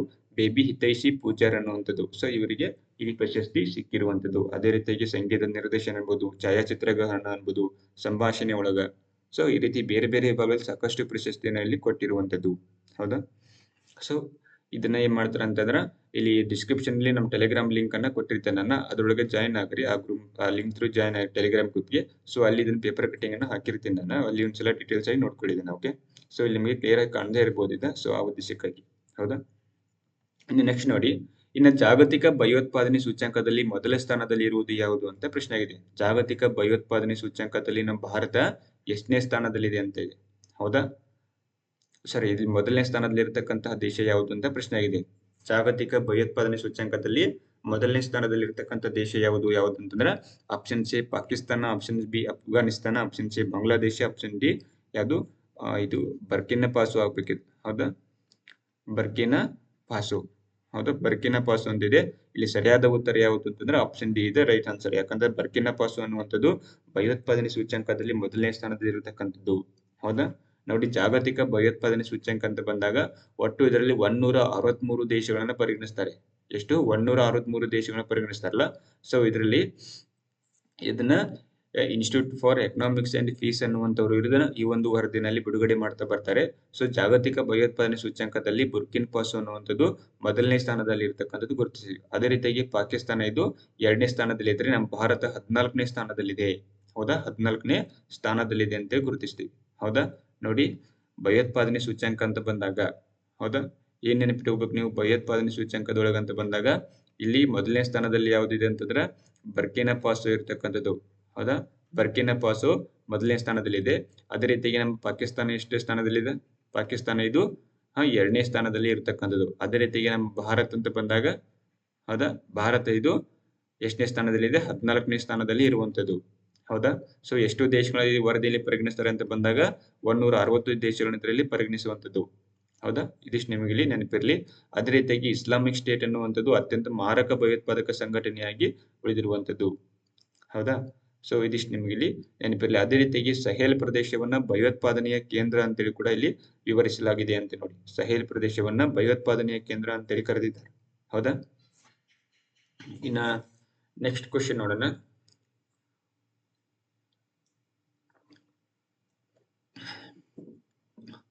ಇಲ್ಲಿ ವೈನರ್ಸ್ ಅಂತ ಬಂದಾಗ ನೋಡಿ, ಡಾಕ್ಟರ್ ರಾಜ್ಕುಮಾರ್, ಹೌದಾ, ಸಂಸ್ಕೃತ ದತ್ತಿ ಪ್ರಶಸ್ತಿ ಪ್ರಕಟವನ್ನ ಮಾಡಿರುವಂತದ್ದು. ಸೊ ಡಾಕ್ಟರ್ ರಾಜ್ಕುಮಾರ್ ಅಲ್ಲಿ ಸಂಸ್ಕೃತ ದತ್ತಿ ಪ್ರಶಸ್ತಿ ಅಂತ ಬಂದಾಗ 2024 ಸಾಲಿನ ಮತ್ತು 2025ನೇ ಸಾಲಿನ 2 ಪ್ರಶಸ್ತಿಗಳನ್ನು ಕೂಡ ಅಲ್ಲಿ ಕೊಟ್ಟಿದ್ದಾರೆ. ಹೌದಾ, 2024ನೇ ಸಾಲಿನ ಈ ಒಂದು ಪ್ರಶಸ್ತಿಗೆ ಆಯ್ಕೆಯಾದವರು ಯಾರು ಅಂತ ಬಂದಾಗ ಯಾರು? ಸುಮತಿ ಯಾರು ಶ್ರೀಯಸ್ ನವಲಿ ಹಿರೇಮಠ ಅನ್ನುವಂಥವ್ರು. ಹೌದಾ, ಸುಮತಿ ಶ್ರೀಯಸ್ ನವಲಿ ಹಿರೇಮಠ ಅನ್ನುವಂಥವ್ರು 2024ನೇ ಸಾಲಿನ ಅಲ್ಲಿ ರಾಜ್ಕುಮಾರ್ ಸಂಸ್ಕೃತಿ ದತ್ತಿ ಪ್ರಶಸ್ತಿಗೆ ಅಲ್ಲಿ ಆಯ್ಕೆಯಾಗಿರುವಂಥದ್ದು. ಅದೇ ರೀತಿಯಾಗಿ 2025ನೇ ಸಾಲಿನ, ಹೌದಾ, ಚಿತ್ರನಟಿ ಯಾರು? ಹೊನ್ನವಳ್ಳಿ ಕೃಷ್ಣ ಅವರು. ಯಾರು? ಹೊನ್ನವಳ್ಳಿ ಕೃಷ್ಣ. ಹೌದಾ, ಇವರು 2025ನೇ ಸಾಲಿನ ಅಲ್ಲಿ ರಾಜ್ಕುಮಾರ್ ದತ್ತಿ ಪ್ರಶಸ್ತಿಯಲ್ಲಿ ಆಯ್ಕೆ ಆಗಿರುವಂತದ್ದು ನಿಮ್ಗೆ ಇದಿಷ್ಟು ಗೊತ್ತಿರಲಿ. ಹೌದಾ? ಇನ್ನು ಅದೇ ರೀತಿಯಾಗಿ ನೋಡಿ, ಇನ್ನ ಶಸ್ತ್ರಾಸ್ತ್ರ ಆಮದಿನಲ್ಲಿ ಭಾರತವನ್ನು ಹಿಂದಿಕ್ಕಿದ ಉಕ್ರೇನ್ ದೇಶ ಅನ್ನುವಂಥದ್ದು ಇಲ್ಲಿ ನ್ಯೂಸ್ ಅಲ್ಲಿ ಇರುವಂತದ್ದು. ಹೌದಾ? ಈಗ ಶಸ್ತ್ರಾಸ್ತ್ರ ಆಮದು ಅಂತ ಬರ್ತದೆ. ಹೌದಾ? ಶಸ್ತ್ರಾಸ್ತ್ರ ಆಮದಲ್ಲಿ ನಮ್ಮ ಭಾರತ ದೇಶ ಮೊದಲನೇ ಸ್ಥಾನದಲ್ಲಿತ್ತು. ಆದರೆ ಭಾರತಕ್ಕಿಂತ ಅತಿ ಹೆಚ್ಚು ಆಮದನ್ನು ಮಾಡಿಕೊಂಡು ನಮ್ಮ ಭಾರತ 2ನೇ ಸ್ಥಾನಕ್ಕೆ ಬಂದು ಮೊದಲನೇ ಸ್ಥಾನದಲ್ಲಿ ಇರ್ತಕ್ಕಂಥದ್ದು ಯಾವುದು ಅಂತಂದ್ರೆ ಈಗ ಉಕ್ರೇನ್ ದೇಶ ಇರುವಂತದ್ದು. ಹೌದಾ? ಉಕ್ರೇನ್ ದೇಶ ಇರತಕ್ಕಂಥದ್ದು ಅಂದ್ರೆ ಪ್ರಸ್ತುತ ನಿಮ್ಗೆ ಪ್ರಶ್ನೆ ಆಗ್ಬೋದು, ಪ್ರಸ್ತುತ ಅತಿ ಹೆಚ್ಚು ಶಸ್ತ್ರಾಸ್ತ್ರಗಳ ಆಮದು ಮಾಡಿಕೊಳ್ಳುವುದರಲ್ಲಿ ಮೊದಲನೇ ಸ್ಥಾನದಲ್ಲಿ ಇರತಕ್ಕಂಥ ದೇಶ ಅಂತ ಬಂದಾಗ ಅದು ಉಕ್ರೇನ್ ಮೊದಲನೇ ಸ್ಥಾನದಲ್ಲಿ, ನಮ್ಮ ಭಾರತ ದೇಶ 2ನೇ ಸ್ಥಾನದಲ್ಲಿ ಇರುವಂತದ್ದು. ಹೌದಾ? ಅದೇ ರೀತಿಯಾಗಿ ನೋಡಿ, ಹಲವು ವರ್ಷಗಳಿಂದ ಭಾರತಕ್ಕಿದ್ದ ವಿಶ್ವದ ಅತಿ ದೊಡ್ಡ ಶಸ್ತ್ರಾಸ್ತ್ರಗಳ ಆಮದುಗಾರ ಎಂಬ ಹಣೆಪಟ್ಟಿ ಇದೀಗ ಉಕ್ರೇನ್ ದೇಶದ ಪಾಲಾಗಿರುವಂತದ್ದು. ಹೌದಾ? ರಷ್ಯಾ ದಾಳಿ ಬಳಿಕ ವಿಶ್ವದ ಅತಿ ಹೆಚ್ಚು ಶಸ್ತ್ರಾಸ್ತ್ರಗಳನ್ನು ಆಮದು ಮಾಡುವ ದೇಶವಾಗಿ ಉಕ್ರೇನ್ನಲ್ಲಿ ಹೊರಹೊಮ್ಮಿರುವಂತದ್ದು. ಹೌದಾ? ಸೊ ಅದಕ್ಕೆ 2024 ಜಾಸ್ತಿಯಲ್ಲಿ ಶಸ್ತ್ರಾಸ್ತ್ರಗಳನ್ನ ಆಮದು ಮಾಡಿಕೊಳ್ತದೆ. ಹೌದಾ? ಅದೇ ರೀತಿ ನಮ್ಮ ಭಾರತ ದೇಶ ಏನಿದೆ 2ನೇ ಸ್ಥಾನದಲ್ಲಿ ಇರುವಂತದ್ದು. ಹೌದಾ? ನಮ್ಮ ಭಾರತ ದೇಶದಲ್ಲಿ ಉಕ್ರೇನ್ ನಂತರ 2ನೇ ಸ್ಥಾನದಲ್ಲಿ ಅತಿ ಹೆಚ್ಚು ಶಸ್ತ್ರಾಸ್ತ್ರಗಳನ್ನ ಆಮದು ಮಾಡಿಕೊಳ್ಳುವ ದೇಶವಾಗಿರುವಂತದ್ದು. ಸೊ ವಿಶ್ವದ ಶಸ್ತ್ರಾಸ್ತ್ರಗಳ ಒಟ್ಟು ಅಂತ ಬಂದಾಗ 3% ನಾವಿಲ್ಲಿ ಆಮದವನ್ನ ಮಾಡಿಕೊಳ್ಳುತ್ತೇವೆ. ಎಷ್ಟು? 3% ಅಷ್ಟು ನಾವು ಆಮದವನ್ನ ಮಾಡಿಕೊಳ್ಳುತ್ತೇವೆ ಒಟ್ಟಾರೆ ಜಗತ್ತಿನಾದ್ಯಂತ ಎಲ್ಲಾ ಆಮದುಗಳಲ್ಲಿ ಪರಿಗಣಿಸಿದ್ರೆ. ಹೌದಾ? ಸೊ ನೋಡಿ, ಇಲ್ಲಿ ಆಮದು ಅಂತ ಬಂದಾಗ ಫಸ್ಟ್ ಉಕ್ರೇನ್ ಇದೆ, ಅದಾದ ನಂತರ ಭಾರತ ಇದೆ, 3ನೇ ಸ್ಥಾನದಲ್ಲಿ ಕತಾರ್ ಇದೆ, 4ನೇ ಸ್ಥಾನದಲ್ಲಿ ಸೌದಿ ಅರೇಬಿಯಾ, 5ನೇ ಸ್ಥಾನದಲ್ಲಿ ಪಾಕಿಸ್ತಾನ ಇರುವಂತದ್ದು. ಅತಿ ಹೆಚ್ಚು ಶಸ್ತ್ರಾಸ್ತ್ರಗಳನ್ನು ರಫ್ತು ಮಾಡುವ ದೇಶ ಅಂತ ಬಂದಾಗ ಅಮೆರಿಕ ಫಸ್ಟ್ ಇದೆ, ಸೆಕೆಂಡ್ ಫ್ರಾನ್ಸ್ ಇದೆ, ಥರ್ಡ್ ಅಲ್ಲಿ ರಷ್ಯಾ ಇದೆ, ಫೋರ್ತ್ ಚೈನಾ ಇದೆ, ಆಮೇಲೆ ಜರ್ಮನಿ. ಒಟ್ಟು ಅತಿ ಹೆಚ್ಚು ರಫ್ತು ಮಾಡತಕ್ಕಂಥ ದೇಶಗಳು ಅಂತ ಬಂದಾಗ ಅಮೆರಿಕ ಇದೆ, ಅತಿ ಹೆಚ್ಚು ಆಮದು ಮಾಡಿಕೊಳ್ಳುವಂತ ಬಂದಾಗ ಉಕ್ರೇನ್ ದೇಶ ಇರುವಂತದ್ದು. ಇನ್ನ ಅದೇ ರೀತಿಗೆ ನೆಕ್ಸ್ಟ್ ನೋಡಿ, ಇನ್ನ ಪುನೀತ್ ರಾಜ್ಕುಮಾರ್ ಹೌದಾ ಪಿಕ್ಚರ್ ಪೋಸ್ಟ್ ಕಾರ್ಡ್ ಅನ್ನ ಬಿಡುಗಡೆ ಮಾಡಿದ್ದಾರೆ. ಯಾರು ಬಿಡುಗಡೆ ಮಾಡಿದ್ದಾರೆ ಅಂತ ಪ್ರಶ್ನೆ ಆಗ್ಬೋದು.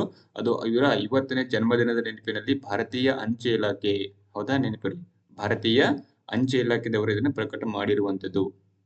ಹೌದಾ? ನಟ ಪುನೀತ್ ರಾಜ್ಕುಮಾರ್ ಅವರ 50ನೇ ಜನ್ಮದಿನದ ನೆನಪಿನಲ್ಲಿ ಭಾರತೀಯ ಅಂಚೆ ಇಲಾಖೆಯ ಪುನೀತ್ ಅವರ ಭಾವಚಿತ್ರ ಇರತಕ್ಕಂತಹ ಒಂದು ವಿಶೇಷ ಯಾವುದು ಪಿಕ್ಚರ್ ಪೋಸ್ಟ್ ಕಾರ್ಡ್ಗಳಲ್ಲಿ ಬಿಡುಗಡೆ ಮಾಡಿರುವಂತದ್ದು. ಸೊ ಇದಿಷ್ಟು ನಿಮ್ಗೆ ಇಲ್ಲಿ ಗೊತ್ತಿರಬೇಕು. ಹೌದಾ? ಇನ್ನ ನೆಕ್ಸ್ಟ್ ನೋಡಿ, ಇನ್ನ ಏಕೀಕೃತ ಪಿಂಚಣಿ ವ್ಯವಸ್ಥೆ ಅಂತ ಬರ್ತದೆ. ಹೌದಾ? ಪಿಂಚಣಿ ವ್ಯವಸ್ಥೆ ಅಂತ ಬರ್ತದೆ, UPS ಏಕೀಕೃತ ಪಿಂಚಣಿ ವ್ಯವಸ್ಥೆ. ಸೊ ಇದಕ್ಕಾಗಿ ಭಾರತ ಸರ್ಕಾರ 7,000 ಕೋಟಿಗಳನ್ನ ಮುಂಗಡವಾಗಿಯಲ್ಲಿ ನೀಡುವಂತದ್ದು. ಹೌದಾ? ಎಷ್ಟು? 7,000 ಕೋಟಿ ಅನ್ನುವಂಥದ್ದು ಇದರಲ್ಲಿ ನೀಡುವಂಥದ್ದು. ಹೌದಾ? ಅದಕ್ಕಾಗಿ ಈ ಒಂದು ನಿಧಿಯು 51,000 ಕೋಟಿಗೂ ಹೆಚ್ಚುವರಿ ವೆಚ್ಚಗಳಿಗೆ ಸಂಬಂಧಪಟ್ಟಂತೆ ದೊಡ್ಡ ಪ್ರಸ್ತಾವನೆ ಕೂಡ ಇದು ಭಾಗವಾಗಿರುವಂತದ್ದು. ಅಂದ್ರೆ ಕೇಂದ್ರ ಸರ್ಕಾರಿ ನೌಕರರಿಗೆ ಖಚಿತವಾದ ನಿವೃತ್ತಿ ಪಾವತಿಗಳನ್ನ ಒದಗಿಸಬೇಕಂತೇಳಿ UPS ಅನ್ನು ವಿನ್ಯಾಸಗೊಳಿಸಿರುವಂತದ್ದು. ಅಂದ್ರೆ ಏಕೀಕೃತ ಪಿಂಚಣಿ ವ್ಯವಸ್ಥೆನ ಅವರು ವಿನ್ಯಾಸಗೊಳಿಸಿದ್ದಾರೆ. ಸೊ ಈ ಯೋಜನೆಯು 2025 ಏಪ್ರಿಲ್ 1ರಿಂದ ಪ್ರಾರಂಭ ಆಗುತ್ತದೆ ಅಂತೆ. 2025 ಏಪ್ರಿಲ್ 1ರಿಂದ ಇದು ಪ್ರಾರಂಭ ಆಗುವಂತದ್ದು. ಸೊ ಇದು 23 ಲಕ್ಷ ಉದ್ಯೋಗಿಗಳು ಇದೇ ಪ್ರಯೋಜನವನ್ನ ಅಲ್ಲಿ ಅವರಿಗೆ ನೀಡುವಂತದ್ದು. ಹೌದಾ? ಇದಿಷ್ಟು ನಿಮಗೆ ಗೊತ್ತಿಲ್ಲ ಯಾವಾಗಿಂದ ಜಾರಿ ಆಗ್ತಾ ಇದ್ದು ಈ ಏಕೀಕೃತ ಪಿಂಚಣಿ ವ್ಯವಸ್ಥೆ ಅಂತ ಬಂದಾಗ ಇದು 2025 ಏಪ್ರಿಲ್ 1ರಿಂದ ಇದು ಅನ್ವಯ ಆಗುವಂತದ್ದು ನಿಮಗೆ ನೆನಪಿರಲಿ. ಹೌದಾ? ಇನ್ನು ನೆಕ್ಸ್ಟ್ ನೋಡಿ, ಪ್ರಧಾನಿ ನರೇಂದ್ರ ಮೋದಿ ಅವರು ಮಾರಿಷಸ್ ದೇಶಕ್ಕೆ ಕೂಡ ಅಲ್ಲಿ ಹೋಗಿದ್ರು. ಸೊ ಅಲ್ಲಿಂದ grand commander of the order of the star ಅನ್ನುವಂಥದ್ದು ಮತ್ತು key of the Hindu Mahasagar ಅನ್ನುವಂತಹ ಪ್ರಶಸ್ತಿಯನ್ನು ಕೂಡ ಇವರಿಗೆ ನೀಡಲಾಗಿದೆ. Key of the Hindu Mahasagar, grand commander of the order of the star ಅನ್ನುವಂತಹ ಅಲ್ಲಿ ಪ್ರಶಸ್ತಿಯನ್ನು ಕೂಡ ಅಲ್ಲಿ ನೀಡಿ ಗೌರವಿಸಿರುವಂತದ್ದು. ಸೊ ಈ ಒಂದು ಪ್ರಶಸ್ತಿಯು ಮಾರಿಷಸ್ ನಲ್ಲಿ ಅತ್ಯುನ್ನತ ನಾಗರಿಕ ಪ್ರಶಸ್ತಿ ಗೌರವವಾಗಿರುವಂತದ್ದು. ಸೊ ಈ ಒಂದು ಗೌರವವನ್ನು ಪಡೆದ ಮೊದಲ ಭಾರತೀಯರು ಅಂತ ಬಂದಾಗ ಅದು ನರೇಂದ್ರ ಮೋದಿ ಅವರು ಅಲ್ಲಿ ಭಾಜನರಾಗಿರುವಂತದ್ದು. ಸೊ ಇದಿಷ್ಟು ನಿಮಗೆ ಇಲ್ಲಿ ನೆನಪಲ್ಲಿ.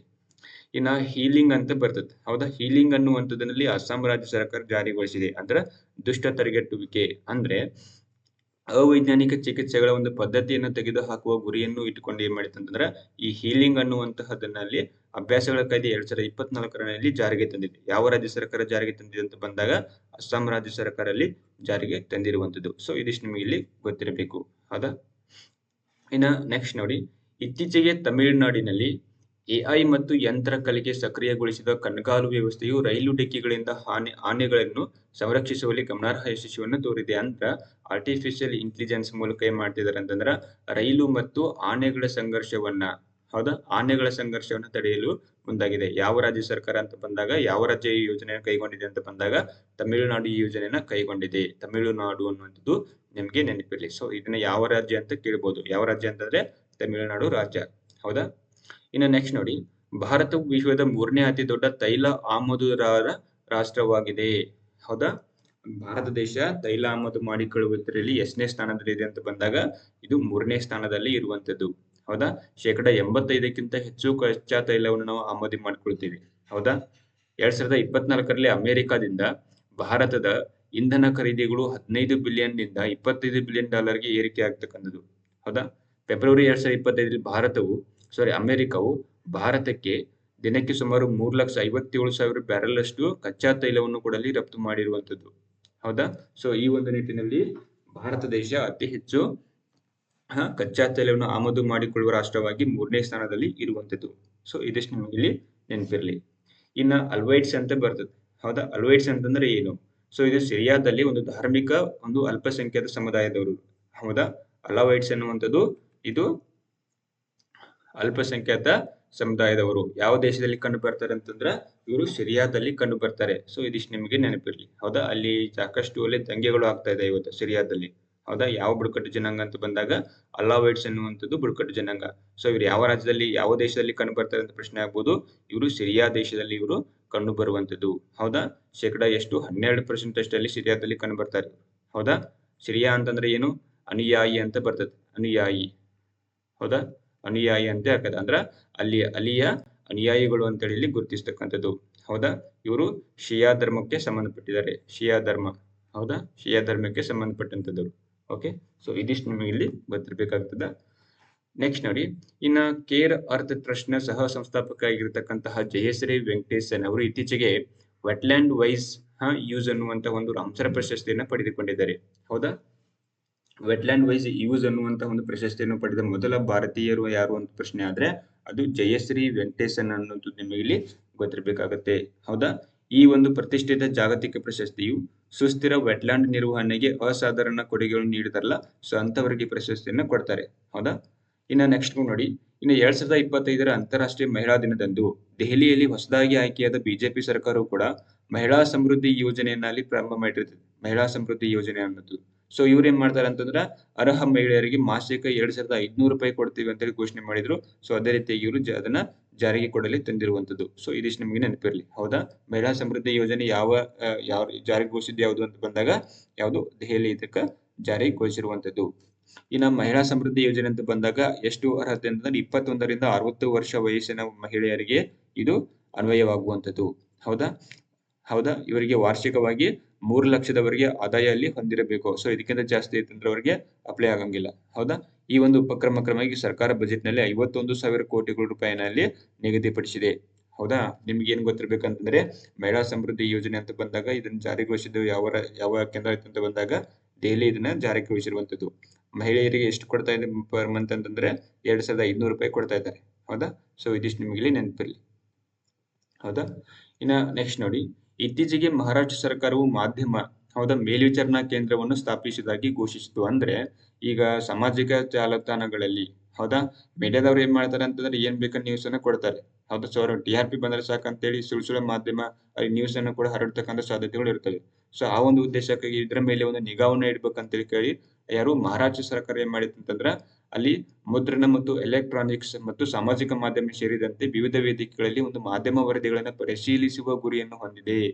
ಹೌದಾ, ಸೊ ಇದಿಷ್ಟು ನಿಮಗೆ ಇಲ್ಲಿ ಗೊತ್ತಿರಬೇಕು. ಅದೇ ರೀತಿಯಾಗಿ 10 ಕೋಟಿ ರೂಪಾಯಿಗಳ ಬಜೆಟ್ ನೊಂದಿಗೆ ಈ ಮಾಹಿತಿ ಮತ್ತು ಸಾರ್ವಜನಿಕ ಸಂಪರ್ಕ ನಿರ್ದೇಶನಾಲಯ ಅಡಿಯಲ್ಲಿ ಕಾರ್ಯನಿರ್ವಹಿಸುವಂತೆ ಮಾಡಿರುವಂತದ್ದು. ಯಾವ ರಾಜ್ಯ ಸರ್ಕಾರ ಅಂತಂದ್ರೆ ಮಹಾರಾಷ್ಟ್ರ ಸರ್ಕಾರ ಈ ಒಂದು ಯೋಜನೆಯನ್ನ ಜಾರಿಗೊಳಿಸಿದೆ. ಯಾರ ಮೇಲೆ? ಮೀಡಿಯಾ ಮೇಲೆ ಅಲ್ಲಿ ಒಂದು ಹತೋಟಿಯನ್ನ ಇಡಬೇಕು ಅನ್ನುವಂಥದ್ದು. ಹೌದಾ, ಅವ್ರೇನು ವರದಿಗಳನ್ನ ಜಾರಿಗೊಳಿಸಿರ್ತಾರಲ್ಲ, ಸೊ ಆ ಒಂದು ವರದಿಗಳನ್ನ ಪರಿಶೀಲಿಸತಕ್ಕಂತ ಒಂದು ಉದ್ದೇಶವನ್ನ ಒಳಗೊಂಡಿರುವಂತದ್ದು. ಓಕೆ, ಇನ್ನು ನೆಕ್ಸ್ಟ್ ನೋಡಿ, ಇನ್ನ AI ಆಧಾರಿತ ಮೇಲ್ವಿಚಾರಣಾ ವ್ಯವಸ್ಥೆಗಳ ಅನುಷ್ಠಾನವನ್ನು ಒಳಗೊಂಡಿದೆ. ಹೌದಾ, ಇದು AI ಅಂದ್ರೆ ಆರ್ಟಿಫಿಷಿಯಲ್ ಇಂಟೆಲಿಜೆನ್ಸ್ ಆಧಾರಿತ ಒಂದು ಮೇಲ್ವಿಚಾರಣಾ ವ್ಯವಸ್ಥೆಗಳ ಅನುಷ್ಠಾನವನ್ನ ಇದು ಒಳಗೊಂಡಿರುವಂತದ್ದು. ಹೌದಾ, ಮತ್ತೆ ಅದೇ ರೀತಿಯಾಗಿ ಸಾರ್ವಜನಿಕ ಸುವ್ಯವಸ್ಥೆಯನ್ನ ಅಡ್ಡಿಪಡಿಸುವ ತಪ್ಪು ಮಾಹಿತಿಯನ್ನ ಗುರುತಿಸಲು ಮತ್ತು ವಿಶ್ಲೇಷಿಸಲು ಈ AI ನಲ್ಲಿ ಬಳಸಿಕೊಳ್ಳುವಂತದ್ದು. ಹೌದಾ? ಇದಿಷ್ಟು ನಿಮಗೆ ಇಲ್ಲಿ ಗೊತ್ತಿರಲಿ. ಯಾವ ರಾಜ್ಯದಲ್ಲಿ ಜಾರಿಗೊಳಿಸಿದೆ ಅಂತಂದ್ರೆ ಅದನ್ನು ಮಹಾರಾಷ್ಟ್ರ ರಾಜ್ಯ ಅಲ್ಲಿ ಜಾರಿಗೊಳಿಸಿದೆ ಅನ್ನುವಂಥದ್ದು. ಇನ್ನು ನೆಕ್ಸ್ಟ್ ನೋಡಿ, ಭಾರತ ಕಿರ್ಗಿಸ್ತಾನ್ ಜಂಟಿ ವಿಶೇಷ ಪಡೆಗಳ ವ್ಯಾಯಾಮದ 12ನೇ ಆವೃತ್ತಿ ಅದು ಖಂಜರ್ ಯಾವುದು 12 ಎನ್ನುವಂಥದ್ದು 2025ರಲ್ಲಿ ಎಲ್ಲಿ ನಡೀತು ಅಂತ ಬಂದ್ರೆ ಅದು ಕಿರ್ಗಿಸ್ತಾನದಲ್ಲಿ ನಡೆದಿರುವಂಥದ್ದು. ಕಿರ್ಗಿಸ್ತಾನ್, ಹೌದಾ? ಖಂಜರ್ 12 ಅನ್ನುವಂಥದ್ದು. ಇನ್ನ ನೆಕ್ಸ್ಟ್ ನೋಡಿ, ಸೊ ಇದಿಷ್ಟು ಏನಂತಂದ್ರೆ ಮಾರ್ಚ್, ಹೌದಾ? ಮಾರ್ಚ್ 11 ಮತ್ತು 12 ಸಂಬಂಧಪಟ್ಟಂತೆ ಇಲ್ಲಿ ಕರೆಂಟ್ ಅಫೇರ್ಸ್ ನಾವಿಲ್ಲಿ ನೋಡ್ತಾ ಬಂದ್ವಿ. ಸೊ ನೆಕ್ಸ್ಟ್ ಎಪಿಸೋಡ್ ಅಲ್ಲಿ ಮತ್ತೆ ಭೇಟಿಯಾಗೋಣ. ಅಲ್ಲಿವರೆಗೆ ಟೇಕ್ ಕೇರ್, ಬೈ ಬೈ.